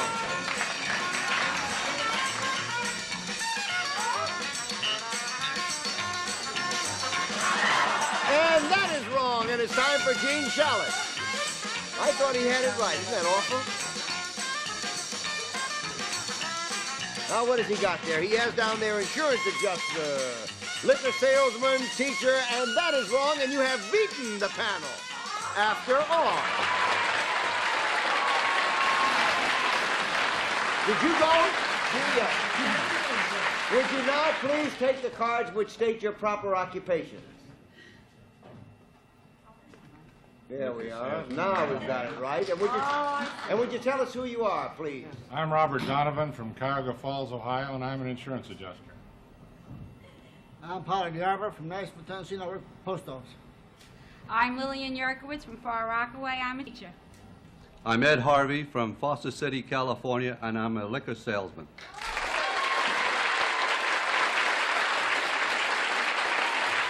Well, congratulations. No matter what I say, you won $100 and each of you gets a gift, and thank you for playing Who's Who on What's My Line. Okay, we're back, and it's time for our masks. Panel, blindfolds, are they all in place? Yes, sir. Time for our mystery guest. Would you enter and sign in, please?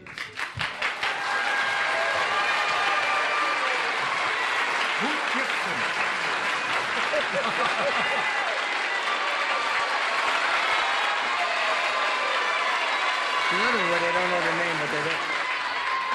Okay, you have 2 minutes to guess the identity of our mystery guest, and yeah, we go one question at a time. Let's start with Gene Rayburn. Yes, sirree. Are you a member of the show business fraternity? Yeah. Wow. Yes. Do I take it that you are a male? Yes. If not, boy, that lady's in trouble. Gene? Are you best known for your work on television? No. Arlene? Sounds as though he's talking in a vault. Are you Mr. Mosler? Are you, did he say no to television? Yes, he did say no. No television. Are you, a singer? No. Gene? Boy, you sound like a baritone from the Metropolitan Opera. You got a great voice. Are you best known for your work in motion pictures? No. Sheila? Are you best known for your work in the theater? No. Are you best known for anything? No. Now, let's see. Is your, would your name have appeared in the entertainment pages of the Los Angeles or the New York Times in the last year? Yes. Arlene? Well, now, wait a minute. It's not movies, it's not a singer. Are you a musician? Yes. Ah. Gene? I detect a certain timbre in that voice of a fellow I worked with for a long time who looks at the moment like Colonel Sanders. Are you Skitch Henderson? No. Sheila? You're a musician. Is your instrument small enough to carry? No. Gene? Are you Colonel Sanders playing a drum? It's not small enough to carry. So that leaves the tuba and the piano. Are you a piano player? Yes. Yes. Take them off, folks, and say hello to Peter Duchin. Who is in Oh, he had his Hello. How are you? It worked. Yeah. Every time I get on the show, Arlene always says, "Oh, hi, Peter." Sure. You know, and you feel But it. you were in a vault. I was right about that. Meet my You were friend, talking through the microphone. Victor Vault. How'd you do it again? Let's hear how you Sounds did it. great. What, Dean? Oh, I see. It's a Well, at Rudy Valley, you know. That's right. I won't say that. Listen, you're going to do a big benefit gala for the Dance Theater of Harlem. That's right. We did a big thing for Phoenix House a while back. the That drug got an addiction awful thing. lot for the drug addiction thing. And I'm a director of the Dance Theater of Harlem, and so we're going to have a big party here in November in New York, which will be a sort of a Harlem revisited type party. I'm going to play, and we're going to get Count Basie and play the Jimmy Lunsford charts and things like that. It should be a lot of fun. That's going to be. We got to go. Goodbye, everybody. We'll see you tomorrow.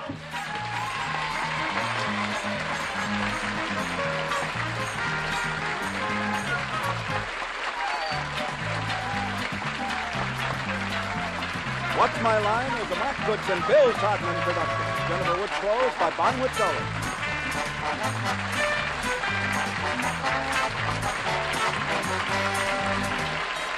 This program was recorded.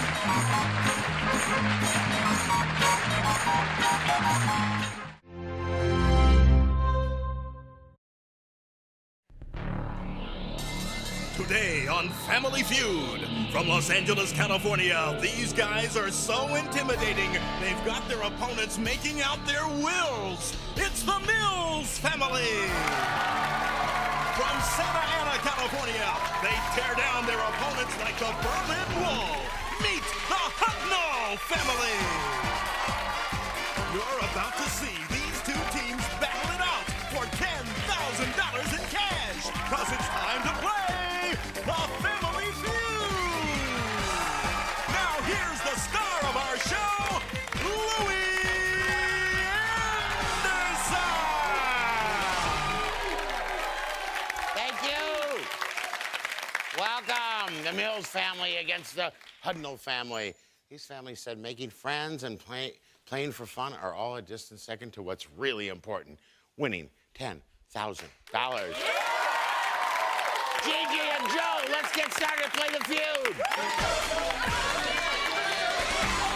All right, here we go. Good luck. Surveyed 100 people, top 5 answers on the board. You have to try to find most popular answer. Name an occupation where laughing might be considered inappropriate. Joe. Judge. Judge. All right. Let's see if it's up there. Yeah, it wouldn't be too good, would it? You're going for life. No, show me Judge. Is it up there? Gigi, you got a chance. Doctor? Doctor. See if it's up there. Show me Doctor. Class will play. They're gonna play. All right, you can have a baby. Yes, I got some old shirts for you. All right, where are you from? Orange County. Orange County, right over there. Down the freeway. And what do you do?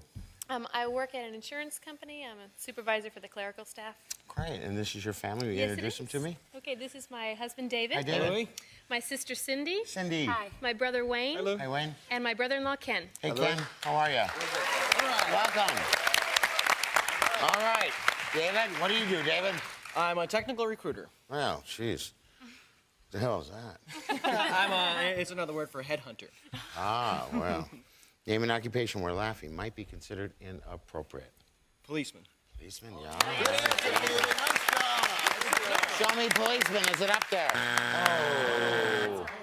Hi, Cindy. Hi. Hi, what do you do? I'm a pre-kindergarten teacher. Oh. By day and mommy by night. That's great. Name an occupation where laughing might be considered inappropriate. A funeral director. Good answer. Show me funeral director. Show me funeral director. Is it up there? Yes. Oh, number one. Right. Hey, Wayne. Hello, how you doing? Good. How are you doing? Oh, I'm doing fine, thank you. All right. Give me an occupation where laughing might be considered inappropriate. Oh, let's see, I have a couple. I'll go with minister. Minister, yeah. Show me minister. Is it up there? Yes. All right. All right. Hey, Ken, how are you? I'm doing well, thanks. All right. Being an occupation where laughing might be considered inappropriate. I'm going to say nurse. Nurse. Yeah, good answer. Good answer. Very good. Oh, nurse! Is nurse up there? Show it to me. No. 2 strikes. Get chance to steal. Gigi, we're back to you. Name an occupation where laughing might be considered inappropriate. A school teacher. Yes, good answer. Cindy, show me school teacher. Chance to steal. Chance to steal, guys. Come on, Mills. Lawyer. You going with lawyer? Lawyer. It's going with lawyer. If it's up there, you get the points. If not, they get the points. Show me lawyer. Yes.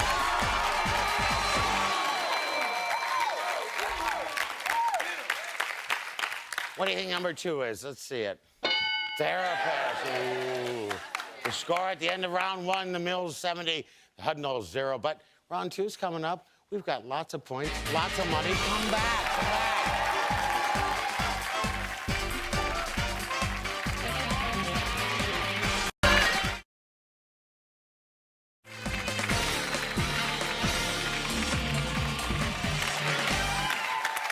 Welcome back to the feud. Mills family 70, Hudnall's 0, but it's still a lot of game to play. We're going to meet the Mills right now. Joe, nice to meet you. Same here. How are you? Pretty good. What do you do? I'm a paralegal. Ah. That's why you heard all that. I'm a pair host. Not bad. And do you like doing that? It's okay for the time being. Yeah. And what is your big dream to do? You know what? I'm a big sports fan, so I think I want to eventually open up a sports bar. Oh, that's good. Oh, that's good. Good luck to you. Thank you. All right. Introduce me to your family. Next to me, I have my beautiful wife, Hannah. Hi, Hannah. Hi, Louie. And next to her, that suave man there, that's her brother David. Hey, David. You got it. Working it. Next to him, that's my beautiful sister, Shalon. Shalon, hi. And that distinguished gentleman down there on the end, that's her husband, Jackson. Jackson. Nice to meet you all. Good luck. Hannah. Let's go, Hannah. David. Ready to play? Let's play the feud. Good luck. All right. Surveyed 100 people. Always 100, never 90, 80, 70, 60, 50, 30. Top 5 answers on the board. You have to try to find a popular answer. That's how the game's played. Name something some people do too fast. David. Drive. Drive. Drives too fast. Show me. Driving too fast. Number 1. Pass or play? We're going to play. They're going to play, all right? You got it. You got it. Do you drive too fast? Constantly. Yes, Yeah. No. No. Never. Watch out, he's a paralegal. All right, what do you do? Talk. Talk? Good answer. Good answer. That's what I was just accused of. Show me talk. Is it up there? Yes. Good one, Cindy. All right, Wayne. Name something people do too fast. What do you do, Wayne? I'm a computer systems programmer. Oh, my God. I can't even get my thing to turn on, hardly. I have problems with my thing, too, sometimes. I was talking about my computer. Very funny. Name something people do too fast. Eat. Eat. Oh, I'll do that. Show me eat. Is it up there? Yes. All right. Ken? Okay, I'm going to say make love. Make love.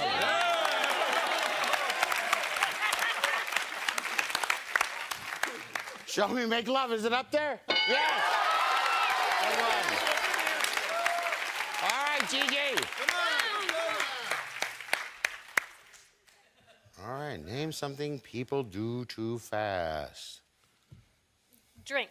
Drink? Yes, good answer. Show me drink. Is it up there? Oh, 1 strike. Come on, Dave. Dave, up to you. Something people do too fast. I would say spend time with their children. All right. Too Yeah. fast. Good answer. Good answer. Spend time with the children too fast. Is it up there? Well, you have to get them out. It's hard. Come on, Cindy. Cindy, we're back to you. Name something people do too fast. Second strike, get ready to sit. Oh, they're already huddling. They're in the huddle. 3 seconds. Have an argument. Have an argument. All right, good answer. I did that. You did too. Shut up. Show me argument. Is it up there? Otherwise, you get a chance to steal. Oh, we got a chance. Mills. Chance to steal. Make decisions. Make decisions. We'll go with make decisions. Is that your final answer? That's our final All answer. right. Show me make decisions. Is it up there? Yes! They didn't go against themselves. Cindy, come on and play. Come on and play. All right. Oh, there he is. Suave David, right? All right, David. What do you do, David? I'm a teacher. Oh, that's a good job, isn't it? Fun?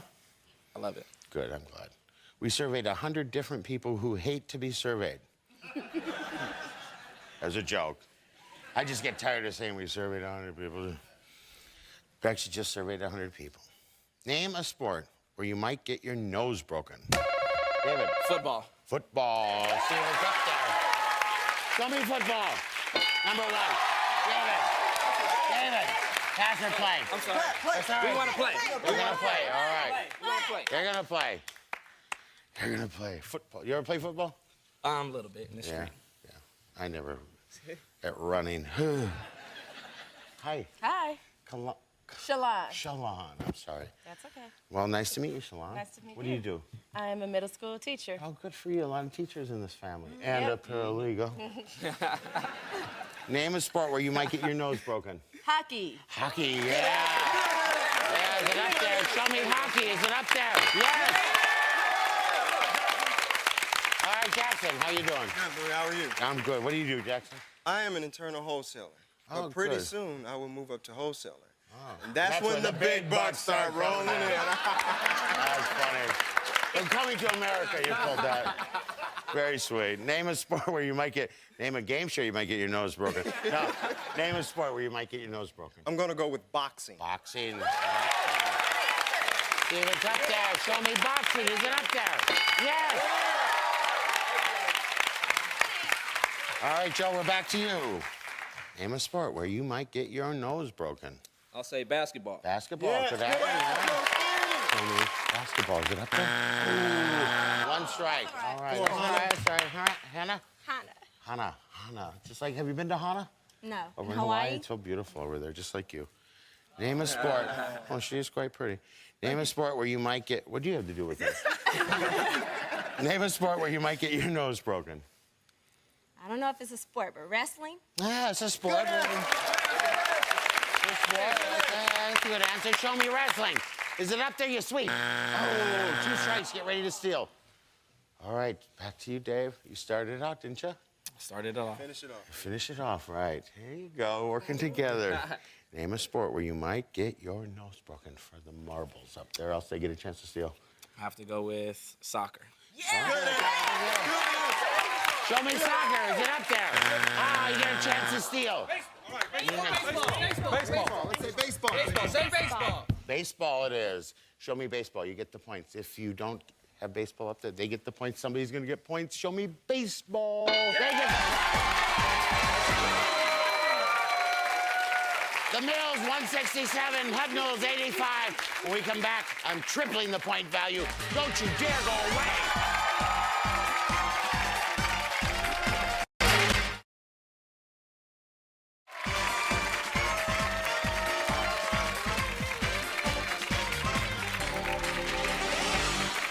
Welcome back to the Family Feud. The Mills 167, the Hudnalls 85.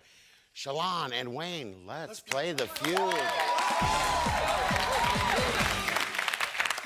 Point values tripled. We surveyed 100 people. Top 3 answers on the board. This will decide it. Name something people hate about the summer. Shalon. Heat. Heat. Good answer. Show me heat. Is it up there? Number 1. We changed this. This round, when the triple point value, 1 strike is all you get. So you get 1 strike. Do you want to talk to your family? You want to pass or play? Let's play. You want to play? We'll play. We'll play it. What is it going to be? They're going to play. Get ready. It could happen. Somebody's going to be right. All right, Jackson. Name something people hate about the summer. It's too short. Too short. Let's see if it's up there. If it's not, get ready to steal. Too summer's too short. Show me. If it's there, we keep going. If not, we go over here and see if they can steal it. Too short. Oh. All right, I need an answer. Show me bugs. Show me bugs. Bugs. All right, bugs. This is very important. If you get this, I think you'll be playing for the big money. If bugs is up there. If not, they will be playing for $10,000. Show me bugs. Is it up there?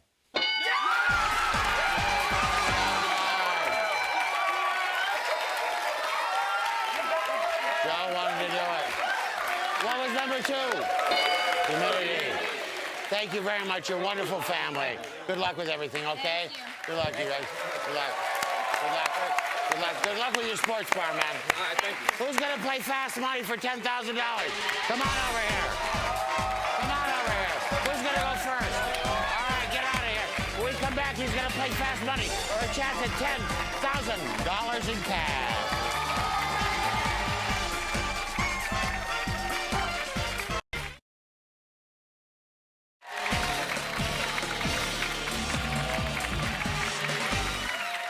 Welcome back to the feud. The Hudnall family won the game, so it's time to play fast money. Chance at $10,000, huh? We sent Wayne out for coffee, so he can't see us. He can't see or hear the answers. I'll ask you 5 questions in 20 seconds. Try to give me the most popular answers. If you can't think of something, say pass. If there's time, I'll come right back to it. Try to get you a chance at it again. If you and Wayne together get 200 points, what do you get? $10,000. That's right. Ready? Ready. All right. 20 seconds on the clock, please. All right, this clock won't start until after I finish the first question. Okay? Good luck. Thank you. Name a place known for having long lines. The theater. Name a one-word card game. Canasta. Name a reason people congratulate each other. Wedding. Name something that starts with the word lady. Pass. Name something a tourist visits in Washington, D.C. The White House. Name something that starts with the word lady. Lady finger. All right, good going. See, you came back and you got that, Yes, all right? yes. All right. Let's see how you did. Name a place known for having long lines. You said Hill Theater.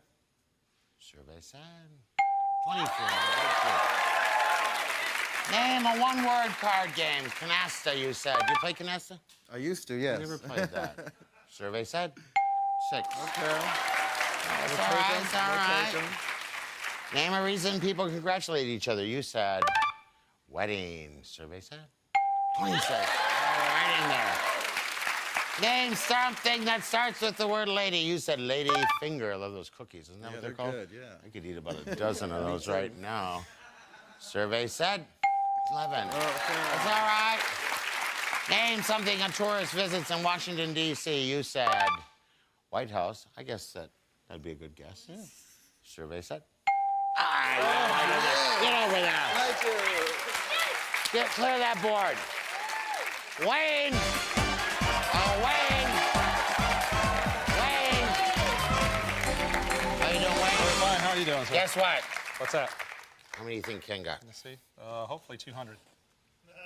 Well, you wouldn't be out here then. We'd have split the money with them. You'd be out. 113. All right, Ken. Way to go, buddy. You only need 87 to win. Okay. I'm going to ask you the same 5 questions. You cannot duplicate the answer. If you do, you'll hear. Then I'll say try again and give me another answer, all right? Okay. Let's remind everybody but Wayne what Ken said for his answers. Give me 25 seconds on the clock. Get an extra 5. Time will start after I finish the first question. Are you ready? I'm ready. Good luck, okay? Thank you. All right. Name a place known for having long lines. Cafeteria. Name a one-word card game. Poker.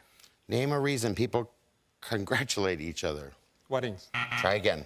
Anniversaries. Name something that starts with the word lady. Lady Luck. Name something a tourist visits in Washington, D.C. The monument. What monument? Washington Monument. Okay. Good. Good job. Thank you. You did a good job. You did a good job. You only need 87 points for 10,000. Name a place known for having long lines. You said the old cafeteria. Survey said 5. 5 more than I thought were going to be up there. Theme parks was number 1. The old theme. Name a one-word card game. He said canasta. You said poker. Survey said 31. Number 1 answer. Number 1 answer, poker. Name a reason people congratulate each other. You said anniversary. Survey said. Oh. Oh, I hate that. Name something that starts with the word lady. You said lady luck. I hope it is. Survey said 15. Ladybug. Ladybug. You need 34 points. Let's hope you get it, all right? I'm pulling for you. Name something a tourist visits in Washington, D.C. You said Washington Monument. If there's 36 points there, I'll be so happy. Show me what the survey said. Come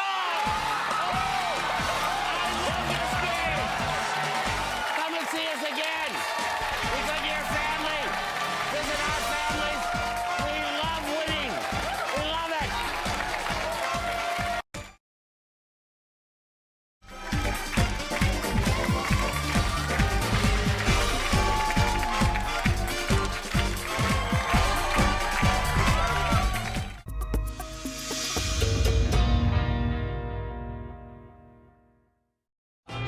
Ladies and gentlemen, Gary Moore.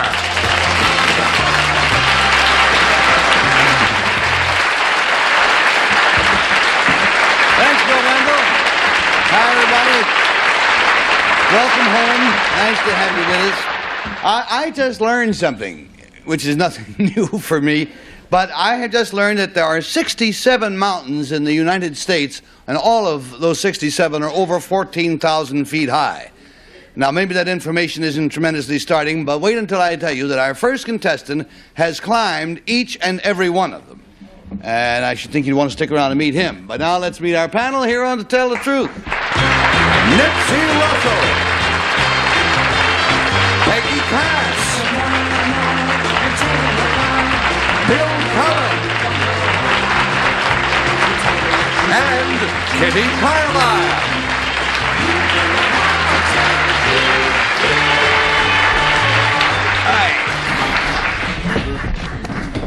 One sport that I have never felt myself capable of even thinking about is mountain climbing. Yeah. But right now, let's meet our intrepid mountain climber.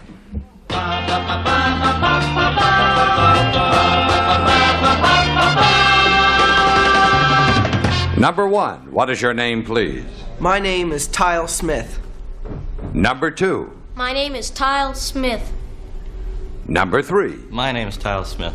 Not only an unusual young man, but an unusual first name, Tyle Smith. It's spelled T-Y-L-E. In any event, here is the mountain climbing story of Tyle Smith.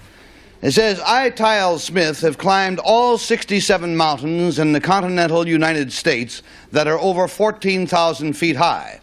Climbing with my father and 3 brothers, I've scaled everything from Pikes Peak to Mount Whitney, and I've had the honor of climbing all over Mounts Harvard, Yale, and Princeton.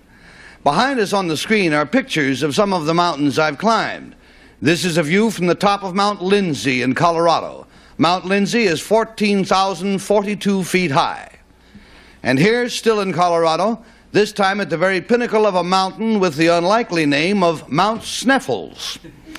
We move west now from Colorado to California, and here my brothers and I are approaching the top of Middle Palisade Mountain near Bishop, California. Coming up next, 2 views of a rock formation in Wyoming. It's a short but a difficult climb. Here we are at the base of the rock formation, which, by the way, is called Devil's Tower. And now you're looking at us en route to the top about halfway up. The altitude of Devil's Tower is about 4,800 feet. And back in Colorado again, this time the picture shows 2 of the family working a wall on the 3rd Flatiron near Boulder. Incidentally, I was only 6 years old when I began this exhilarating pastime, and I have been called the world's youngest mountain climber. Signed, Tyle Smith.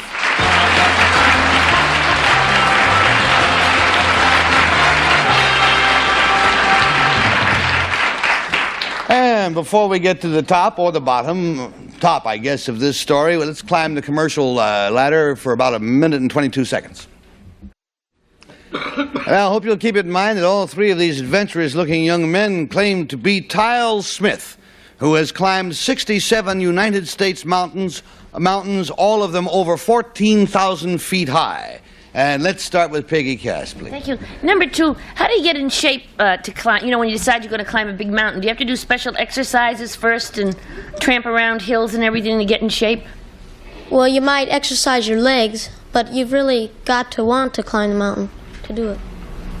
Yeah, I've never really burned with desire to climb a mountain, but that's okay. I mean, gasp a lot. Listen, number 3, it says that you climbed a mountain, a Middle Palisade Mountain. Is that, what mountain range is that? It's in the Palisade in California. Oh, is there a Palisade range? Yes, California. And number 1, where are the Grand Tetons? In Wyoming. Have you climbed any of those? No. Oh. Well, number 2, have you ever climbed any mountains in the east, like, you know, the Alleghenies or the Green Mountains or the White Mountains? No. They're not hard enough, huh? No, high enough, I should think. I'm not sure. Bill? Number 3, it mentions you climb mountains with your father and 3 brothers, I believe. Are you the youngest of the 4 brothers in all? Yes, I am. Naturally, your father, I'll go to number 1, your father got you started in mountain climbing. You were 6 years old. Did your father start you on a little mountain and gradually work you up to a big one, number 1? No, he didn't. He just started you out on a big mountain? Yep. And what was your place when you all went up in line? What was your place in the line or the file there? 3rd. Number 2, it mentions that you have been referred to as the world's youngest mountain climber. Is there something that makes a person a mountain climber other than the fact that they go and climb a mountain? I mean, is there like ratings for mountain climbers? Not that I know of. No, number 3, you have to know knots and things like that for the use. What's the most useful knot to a mountain climber in the rope thing he has? We use a figure 8 most. That's what we use the most. And number 2, do you find that having the rope tied to you with someone ahead of you, and it's tied to you and then someone's behind you, do you ever think of what would happen if that person in front of you fell? Number 2? Well, the person below me he'd be belaying him. He'd be able to stop him. Did you ever have... And from Bill Cullen, we go to Kitty. I think it's marvelous. Number 2, how old are you? I'm 13. How did you have time to climb 27 mountains? Don't you go to 67? Don't you go to school? Yes, but we climb mostly in parts of the summer. And how many mountains number 3, how many mountains can you climb in the summertime? Depends on how many we try it. Well, how many have you done in one summer? We did 13 all one summer. Oh, my Lord. Number 1, where are Mounts Harvard, Yale, and Princeton? I thought that was a joke. No, they're in Colorado. Are they high? Yes. Number 2, what's a piton? That's a metal thing used as protection for you. If the rope goes through it, and if you fall, it's protecting you. Thank you. Thank you, Kitty. Nipsey, you're the last one. Number 3, do you know a knot called a sheep shank? Yes. What is it used for? It's used for wrapping around yourself. It's a safe knot.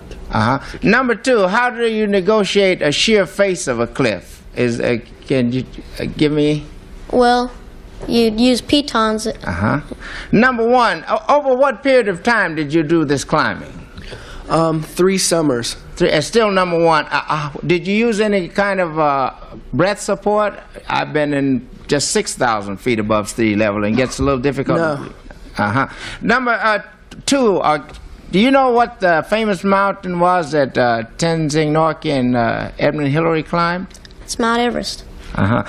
Did you ever spend overnight, number 3? Yes, sometimes we have to. And what do you sleep? Oh, I'm sorry, Nipsey. The buzzer has, or rather, the bell is donged, and we must now mark our ballots. And our choice is, of course, amongst number 1, or 2, or 3. And we pay $50 to the team for each wrong answer. We pay $500 if all of the answers are incorrect. And Peggy starts.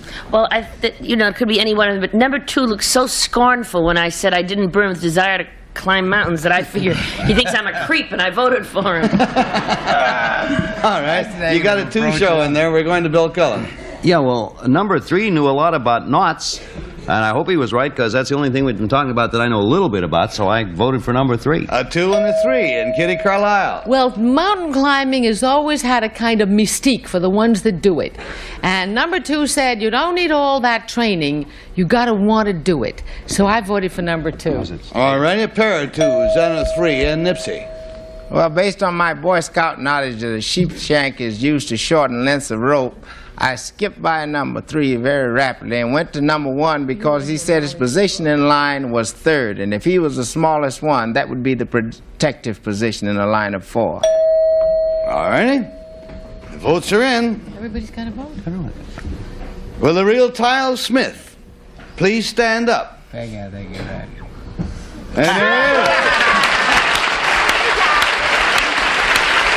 Good job, Tyler.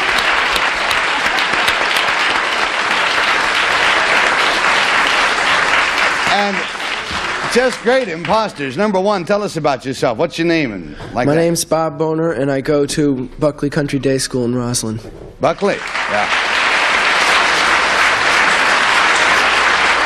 Number 3, tell us about you. My name's David McCullough, and I'm a freshman in Martha's Vineyard, Massachusetts. Martha's Vineyard. Colonel, I have here a great picture I want you to see of young Tile with one of his best friends. And there it is. Oh. And the name of the dog is Mocha. And she's really quite special. Tile, tell us what's special about her. Well, she's as old as I am, and she really likes to climb mountains. And she made all the climbs with you? Well, no, she's made 40 out of the 67. Gee whiz. Well, that's enough for a dog. It seems Is she to me. roped with you? Yeah, is she Yes. roped? Yes. Mm-hmm. Oh. She doesn't mind. Okay, Tile, well, thank you very much. You're a fascinating young man. Good luck to you, and thank you, gentlemen all, for being with us on To Tell the Truth.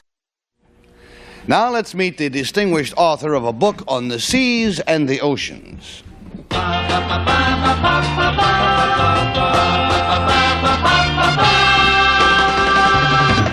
Number 1, what is your name, please? My name is Elizabeth Mann Borghese. Number 2. My name is Elizabeth Mann Borghese. Number 3. My name is Elizabeth Mann Borghese.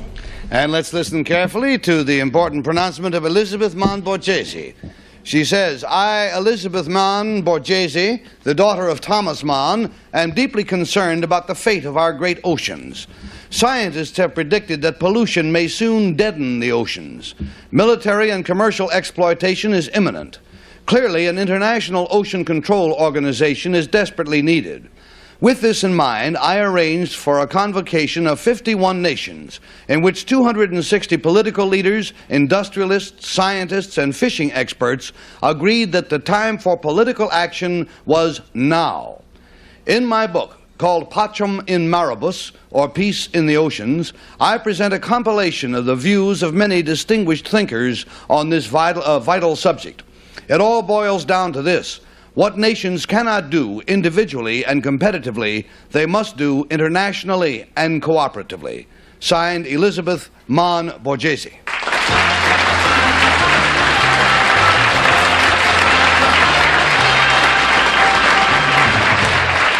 And we will start the questioning, please, with Nipsey Russell. Number 1, are there 51 major nations with shores contiguous to the oceans? There are many more than 51. I understand. Now, how far out do the nations still with number 1 control, do the various nations control the water and the treatment of the water and how it's done and how it's fished and how it's used? Well, currently they have the 12-mile limit. Some countries have many more miles than that. I see. Number 2, did you discuss at your convocation the prospect of offshore drilling for future oil? Very much so, yes. That's, of course, one of the big issues involved. And what was the final conclusion you reached about it? Well, it'll go on. It'll develop very rapidly, but it'll have to be regulated. I thank you. Number 3, now there is some talk that waste disposal, the practice that some countries have of floating their garbage out to sea and dropping it, is one of the causes of this pollution. Would they trade that for air pollution by burning it? Well, actually, both play a very large factor. Air pollution has an influence on the ocean and the seabed too, because it descends upon the sea. I see. Thank you, Nipsey, and Peggy Katz. Thank you. Number 2, there's a commercial that runs on television from an oil company, and it shows that the shrimp are just flying around, and there hasn't been any dirt, and it's just wonderful for the shrimp, for the oil company to be there. Do you think that that's true? Well, I think they're sort of telling a one-sided story. Yeah, well, the shrimp haven't got a voice, of course. Number 3, which of the oceans of the world do you think is the most polluted? Well, that's very hard to say, because I think there is a poverty area around the Indian Ocean, I would say, is the most polluted, but it hasn't quite been established yet. You mean on the Indian side of the Indian Ocean? Right. Okay. Well, it's true, I think. Yeah. Don't laugh at me. Number 1, the marine oh, I know. Do they catch less fish now in the ocean? Are there less fish swimming around in the ocean than there were, say, 50 years ago? In some areas. I don't mean that have been fished out, but I mean that have been polluted out. In some areas, yes. Thank you. Now, number 2, Thor Heyerdahl said that he saw pollution. Do you know where he said he saw pollution? How far out into the ocean? In the middle of the South Atlantic. And it was... Thank you, Peggy. Bill Cullen. Number 1, historically, man or nations, if you will, have never really been able to, they have agreed many times on the surface as far as protecting the environment, or oceans in this case. But how do you propose they bring about actual control, preservation of the oceans? Well, this will take a very careful management control by all of the countries. Do you, number 2, do you think actually, although this is a most laudable thing that you're doing, do you think that it will work? Do you think, we agree it must work, but do you hold any hope for nations voluntarily drawing back and protecting the seas? Yes, I do, because I think that the progress that has been made over the last 4 years is very remarkable. And number 2, staying with you, how much progress has there been in the last 4 years?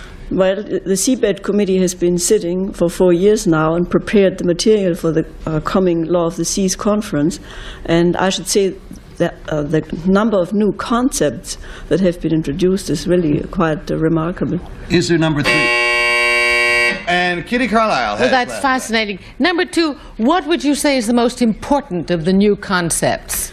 The most important is that the ocean and its resources are the common heritage of mankind and have to be managed for the benefit of all people, and especially for the benefit of the developing nations. Thank you. Number 3, there is a large pollution of area pollution that I think is about 120,000 miles. Do you know where that is? It's all full of garbage and tin cans and plastic containers in the ocean. I was going to say you needn't look too far, but also west of Hawaii, there's quite a big area.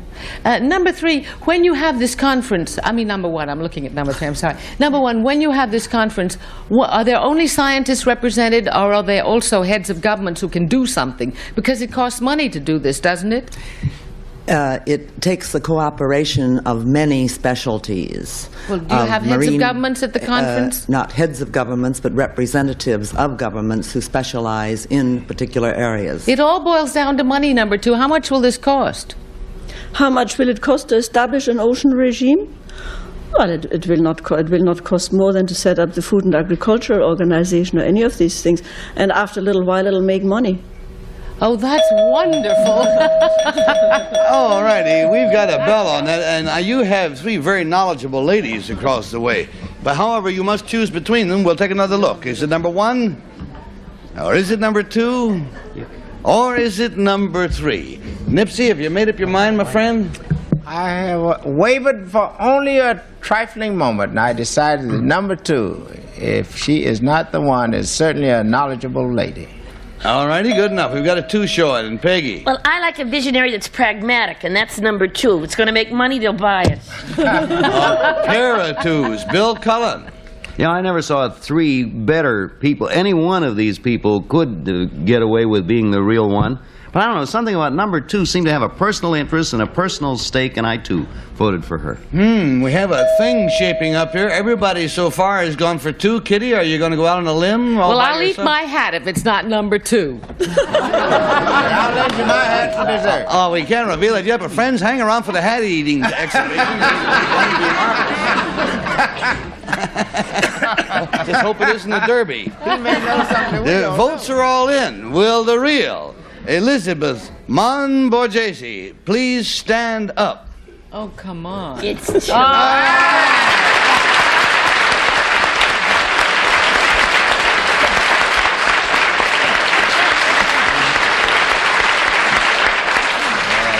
I just hate it when the panel says everybody was marvelous and then they all vote for the same person. They were all marvelous, Yes, but somehow or other the 2 got all the marbles. Number 1, what is your real name and what do you do? My name is Jeanette Fritchie, and I'm Public Relations Counsel for Ogilvy Hair Products. Ah, good to have you on. Number 3, tell us about yourself.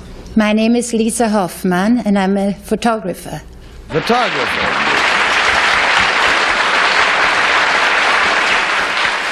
Mrs. Borghese, under whose sponsorship did this conference take place? The first one in Malta took place under the sponsorship of the Center for the Study of Democratic Institutions in Santa Barbara. Well, I have some beach property, and every morning I used to go down and delight in picking up the shells that had come in overnight. And now, literally, I go down every morning and pick up a half a dozen Clorox bottles. And there isn't too much future in collecting Clorox bottles. It doesn't beat the ocean anyway. And nothing was ever going to happen to those kind of containers, is it? They just exist forever. They stay for a good long time, yeah. I wish you well in your efforts, and thank you on behalf of all of us, Mrs. Borghese. And ladies, thank you too.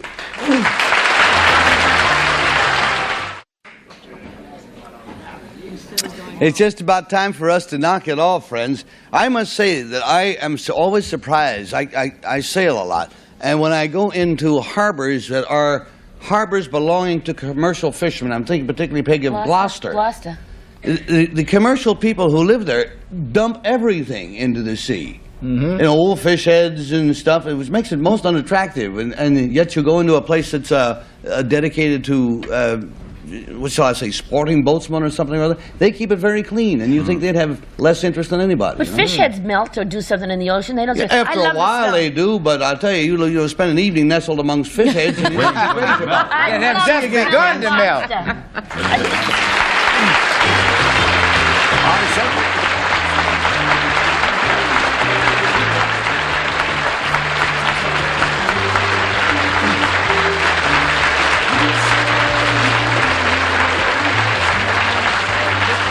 This is Bill Wendell speaking for To Tell the Truth, a Mark Goodson, Bill Kaufman production.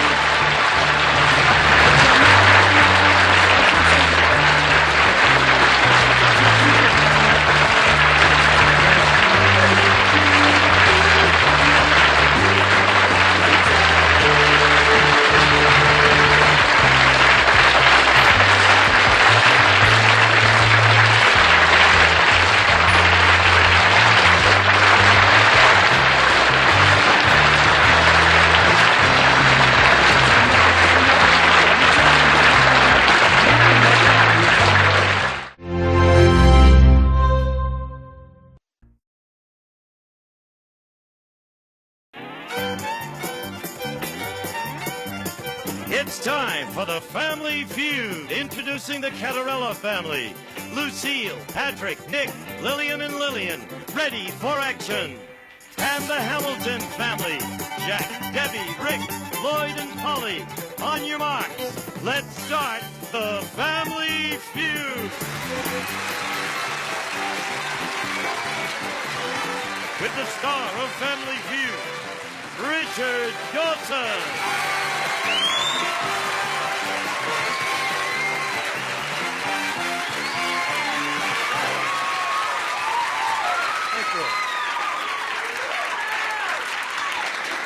Well, thank you very much. It's very, very, very nice. See my new, I got a close-up of this here. None of your rubbish. Is that best there? It's a brand new group, just on the market, a rock group called the Midnight Eyes. I had to play it. Well, of course, yes. I was just telling them about it, but thank you, Perry. I just had the pleasure of seeing them, and they have a brand new single out called At the Roxy. And the reason I mention this, my son is the leader of the group. Where is he? Marco? Yeah, come on. Give me the fire. How you doing? Oh, fine, thank you. Here's my band. Thank you. Good luck with your group. Thank you very much. Yeah. Because just by happenstance, Mark, of course, is married to lovely Kathy over there, who's our associate producer. That's the only person who will actually associate with our producer. Kathy. Yeah. Remember now, the Midnight Eyes. I don't think I've ever done a blatant, because, you know, next week, while we're taping this, I'm doing the Tonight Show, but it will all be gone by the time this is aired. I very seldom plug something that I do, but I'm proud of both of these rascals. Thank you. I love you. Thank you. All right.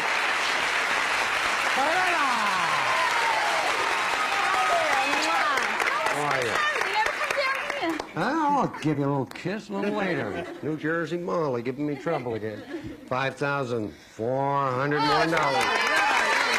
I can't believe it. Beautiful family from New Jersey. We met them in New York. Flew them in. Let's meet them all. Okay, I'm Lucille, and next to me I have my cousin Pat. Hello. And right down the line we have our cousin Nick. Very handsome Nick. Next to Nick, my sweet sis Lillian. Lillian. Hi, Richard. And next to Lillian is sweet cousin. Another sweet person, cousin, not sister, Lillian. Okay. Hamilton's gonna challenge y'all. Good to see you, sir. How are you? Just fine. It's good to be here. Nice to see you. Where are you from, We're from Augusta, Georgia, and Atlanta, Georgia. Oh, so when we went down to Atlanta, did we find you there? Yes, sir, you sure did. And flew you in? All the way. Delighted to have you here. Let's meet them all, please. Richard, I'd like you to meet my older daughter, Debbie. Hi, Donald. Her husband, my son-in-law, Rick. Nice to see you, Rick. My son-in-law, Lloyd. Lloyd. And his wife, my youngest daughter, Polly. Hi, Richard. Nice people. Thank you, sir. I don't know why. What would you do, Rick? What's your job? Yes. I'm a United Methodist minister. Oh, are you really? That's right. Well, what's your language? They promised me they would cut it out. and you know, I hope they will. You know? Last heard, I believe, in Denmark. Was it not about 22 years ago? Come on, let's play the feud. 100 people surveyed. Top 5 answers on the board. You have to try and find the most popular answer. Here is the question. Name a bill that is always higher than you expect it to be. Yeah. Doctor. Doctor? Very good. 3 answers, Jack. We'll beat that. Electric bill. Electric? There you go. We play show or pass? All right. So is that it all there to say that? All utilities, so that you don't have to double up on. Nice to see you, Donald. Bill's always higher than you expect it to be. Groceries. Aha, grocery. Very good. Nice to have you here. What do you think, sir? Without a doubt, credit cards. Credit card? First strike. 3 of those, I get a chance to steal. Lloyd? Hello, Richard. Your house bill. Your house bill. All right. Yeah, I remember him. House? All right. Truly, just relax, have a good time. How you doing? Fine. A bill that's always higher than you expect it to be. Well, if your husband pays the bills, a wife can go buy a bunch of clothes. And at the end of the month, when he gets a bill. Clothes bills there, you're all right. Clothes! Not down. Catarella, Need an answer? Telephone bill. Telephone. The telephone's there, $59. If not, give it to Jack. Telephone? Number 5. Car repair. Name a bill that's always higher than you expect it to be. Bill Russell. Little basketball joke. Do not get hostile. Clear the room. We'll be back. All right. $59 there. Nothing there. Come, pretty lady. I need you. Okay? Got it upside down here. It's in a place that I can't help you with, but yeah, thank you. All right. 100 people surveyed. Top 7 answers are on the board. Here is the question. Name a kind of old-fashioned public punishment. Yeah, Hitting. Take it to the stick. Pardon? Hitting when you hit. Hitting. Spanking them. Yeah. Hitting or spanking? One answer will beat it, Debbie. Hanging. Pardon? Hanging, Richard. Hanging. You got it. What are you going to do? Play or pie? Play, we'll play. They're going to play, man. Okay. Whipping and... young Nick, good to see you. Kind of old-fashioned public punishment. Stoning. Stoning. They have to pay for that now, how times have changed. Stoning!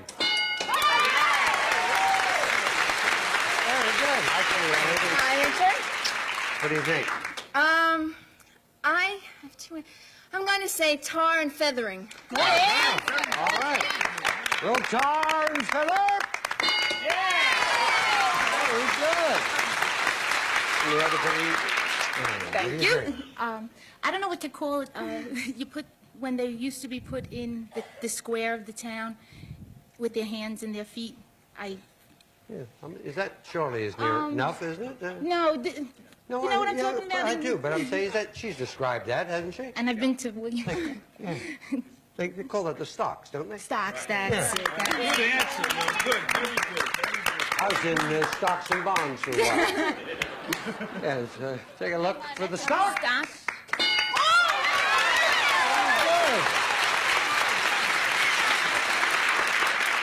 And of course, pillory is where they try to get you with the old feather pillow. I'm going to say the guillotine. Ah. Guillotine. Right? Guillotine? Oh, boy. How true. Well, you talk about twin track. Madame Guillotine!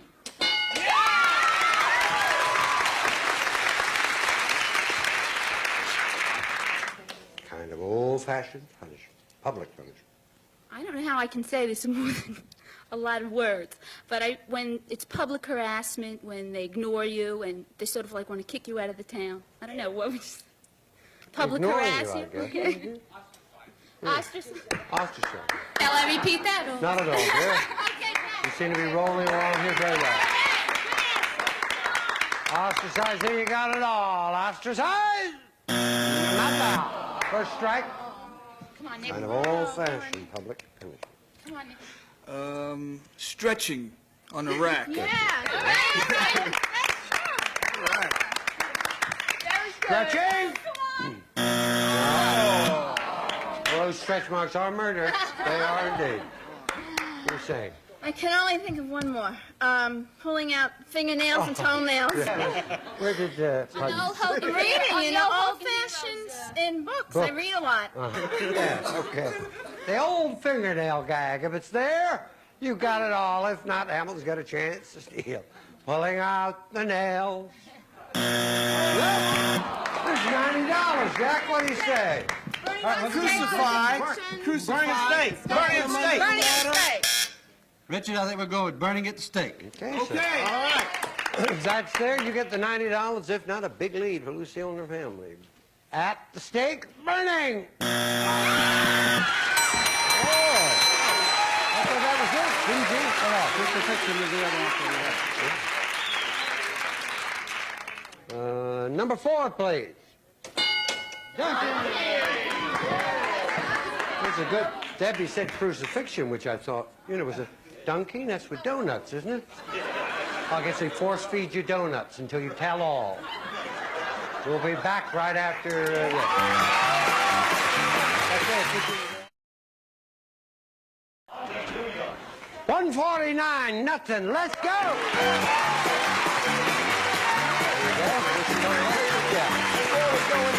Yes, sir. I think we need to pause and have a word of prayer that we can get the Lord's help to beat these damn Yankees. Nick's saying, well, what are we going to do about Elliot Ness?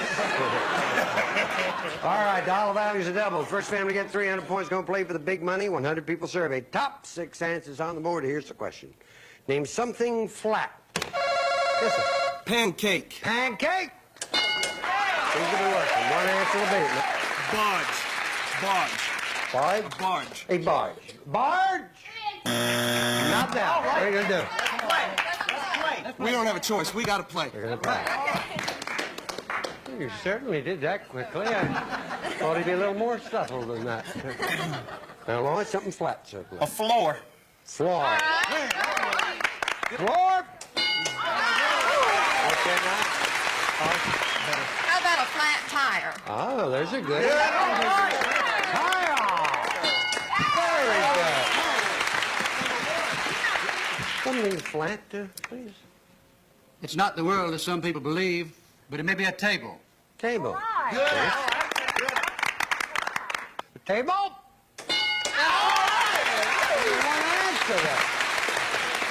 You left there, you got no stripes on you, something flat. Well, maybe a skinny woman? Oh.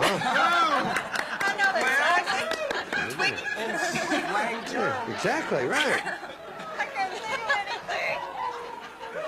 Swallow the whole pickle, 9 fellas left out. A very slim lady. Looky there. Just one more and you got it all. Piece of newspaper. Piece of paper. All right. Paper's there, you got it all. It's not first strike. Paper. Not out. Boy, something flat. Some people's heads are flat. Nothing personal. I hope, Lloyd. Head. No. How about a desk? The desk would be the same. All right. The desk is out. You're okay. You got it all. If not, third strike. Catarella's got a chance to steal. Desk. 144 up there waiting for you. Big lead if you get it. Need an answer? A pizza. Oh, that's a good idea. Pizza. Pizza's there. You've got a big lead. If not, it's going to be a pretty even game because you get the money. Pizza. Number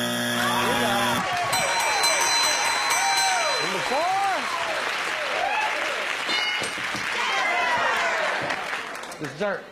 Oh, desert. 149, 144. Let's go.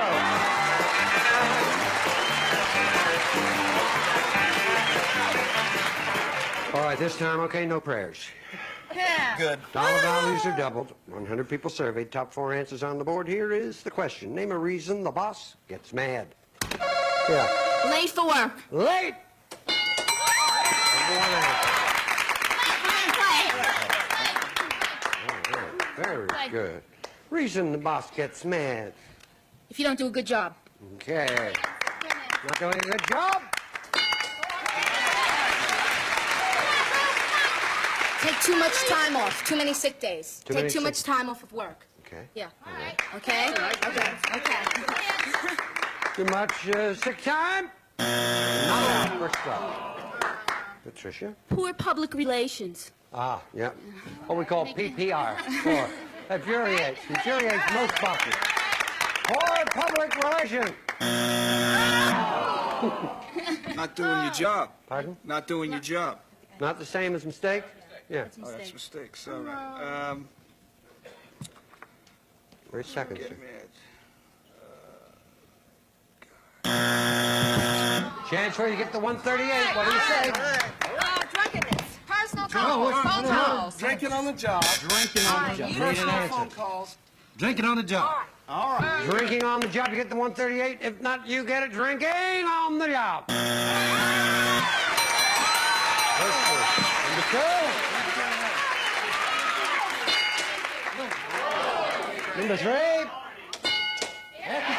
Wow. 287 plays 144. Let's go.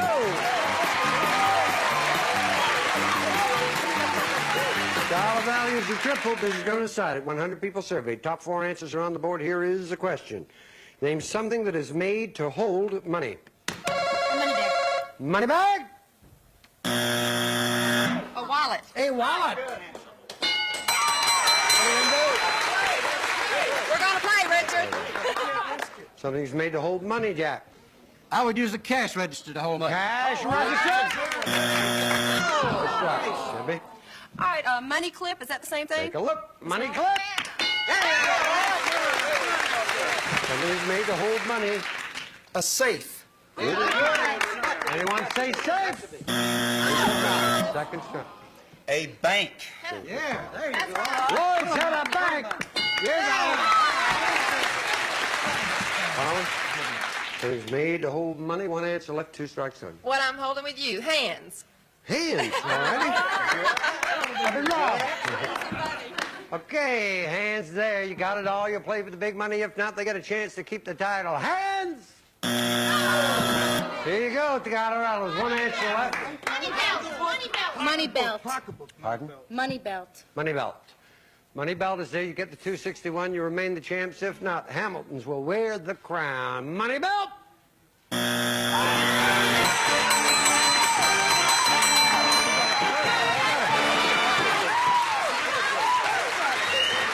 I didn't want to scare me. Number 3. First. Yeah. I know, and that's what I thought it was. I thought they said it. Yeah. What do you got over here? $287 plus $5,401.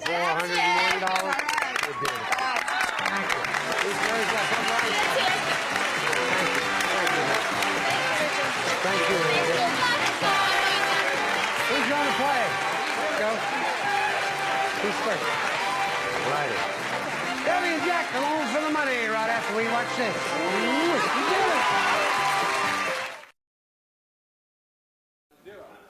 Okay, we've got 0 time, so this should fly by quite quickly. Brad can't hear us. Let's surprise him with a nice big score. Wouldn't that be Okay, nice? that's for luck. Give me 15 seconds, please. Or minus 15 if we're starting here. Name something you can do to keep your heart in good shape. Jog. A European country Americans visit. France. Something a baby sucks on. Pacifier. Something that cools you in hot weather. Air conditioner. A shrimp dish.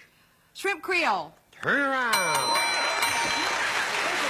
What can you do to keep your heart in good shape? You said, jog, survey said. 44. American country, Americans visit. You said, survey said. And the baby sucks on. You said a pacifier. Survey said. 24, 114. Something cools you in hot weather. You said an air conditioner. Survey said. 13, 127. The shrimp is Creole, you said. Survey said. Great. Marvelous. Here's football. Let's go. 43 points away. Ask the same questions. Can't duplicate her answers. If you do, you hear that. So try again. Give me another answer, okay? Right. Please remind everyone the answers that Debbie gave us. Give me 20 seconds on the clock, please. Name something you can do to keep your heart in good shape. Run. Try again. Walk. A European country Americans visit. Germany. Something a baby sucks on. Rattle. Something that cools you in hot weather. Air conditioner. Try again. A drink. A shrimp dish. Shrimp Creole. Try again. Shrimp tempura. Turn around. Oh, what sort of drink? Specific. Mint julep. Mint julep. There goes the Alaskan count. Something you do to keep your heart in good shape, you said. Walk, survey said. 0. Run and jog, number 1 answer. European country Americans visit, you said. Germany, very interesting, survey said. 2. Obviously, you and another guy. France was number 1. Something a baby sucks on, you said. Rattle, survey said. 0. Thumb. Number 1 answer, thumb. Something cools you in hot weather. Mint julep, you said. Very nice. Survey said. 0. Iced tea. Iced tea, number 1. Shrimp dish, you said. Tempura. I like it, but I don't know if it's worth 40 points. Survey said. 0. Shrimp cocktail, number 1 answer. $165 for every point. Total off. $800. The will return. Thank you. Anyway. Love you. See you here on the field. Bye-bye. Some departing consumptions receive be everything you can be with Mary Kay Cosmetics. Skin care and glamour cosmetics presented to you in your home by trained beauty consultants Mary Kay Cosmetics. And the Daisy Portable Recharger Power Scrubber will take on your toughest chores indoors, outdoors, anywhere from Daisy Products Company. And American Tourister strong, lightweight, luggage, good-looking protection that keeps your clothes looking good. American Tourister, the only way to travel. And from Amity, a man's leather set featuring the Identifier and tri-fold body billfolds in Amity's own Rancho Cowhide. So soft and flexible, it conforms to every body. This is Gene Wood speaking for Family Feud, a Mark Goodson, Bill Trotman production.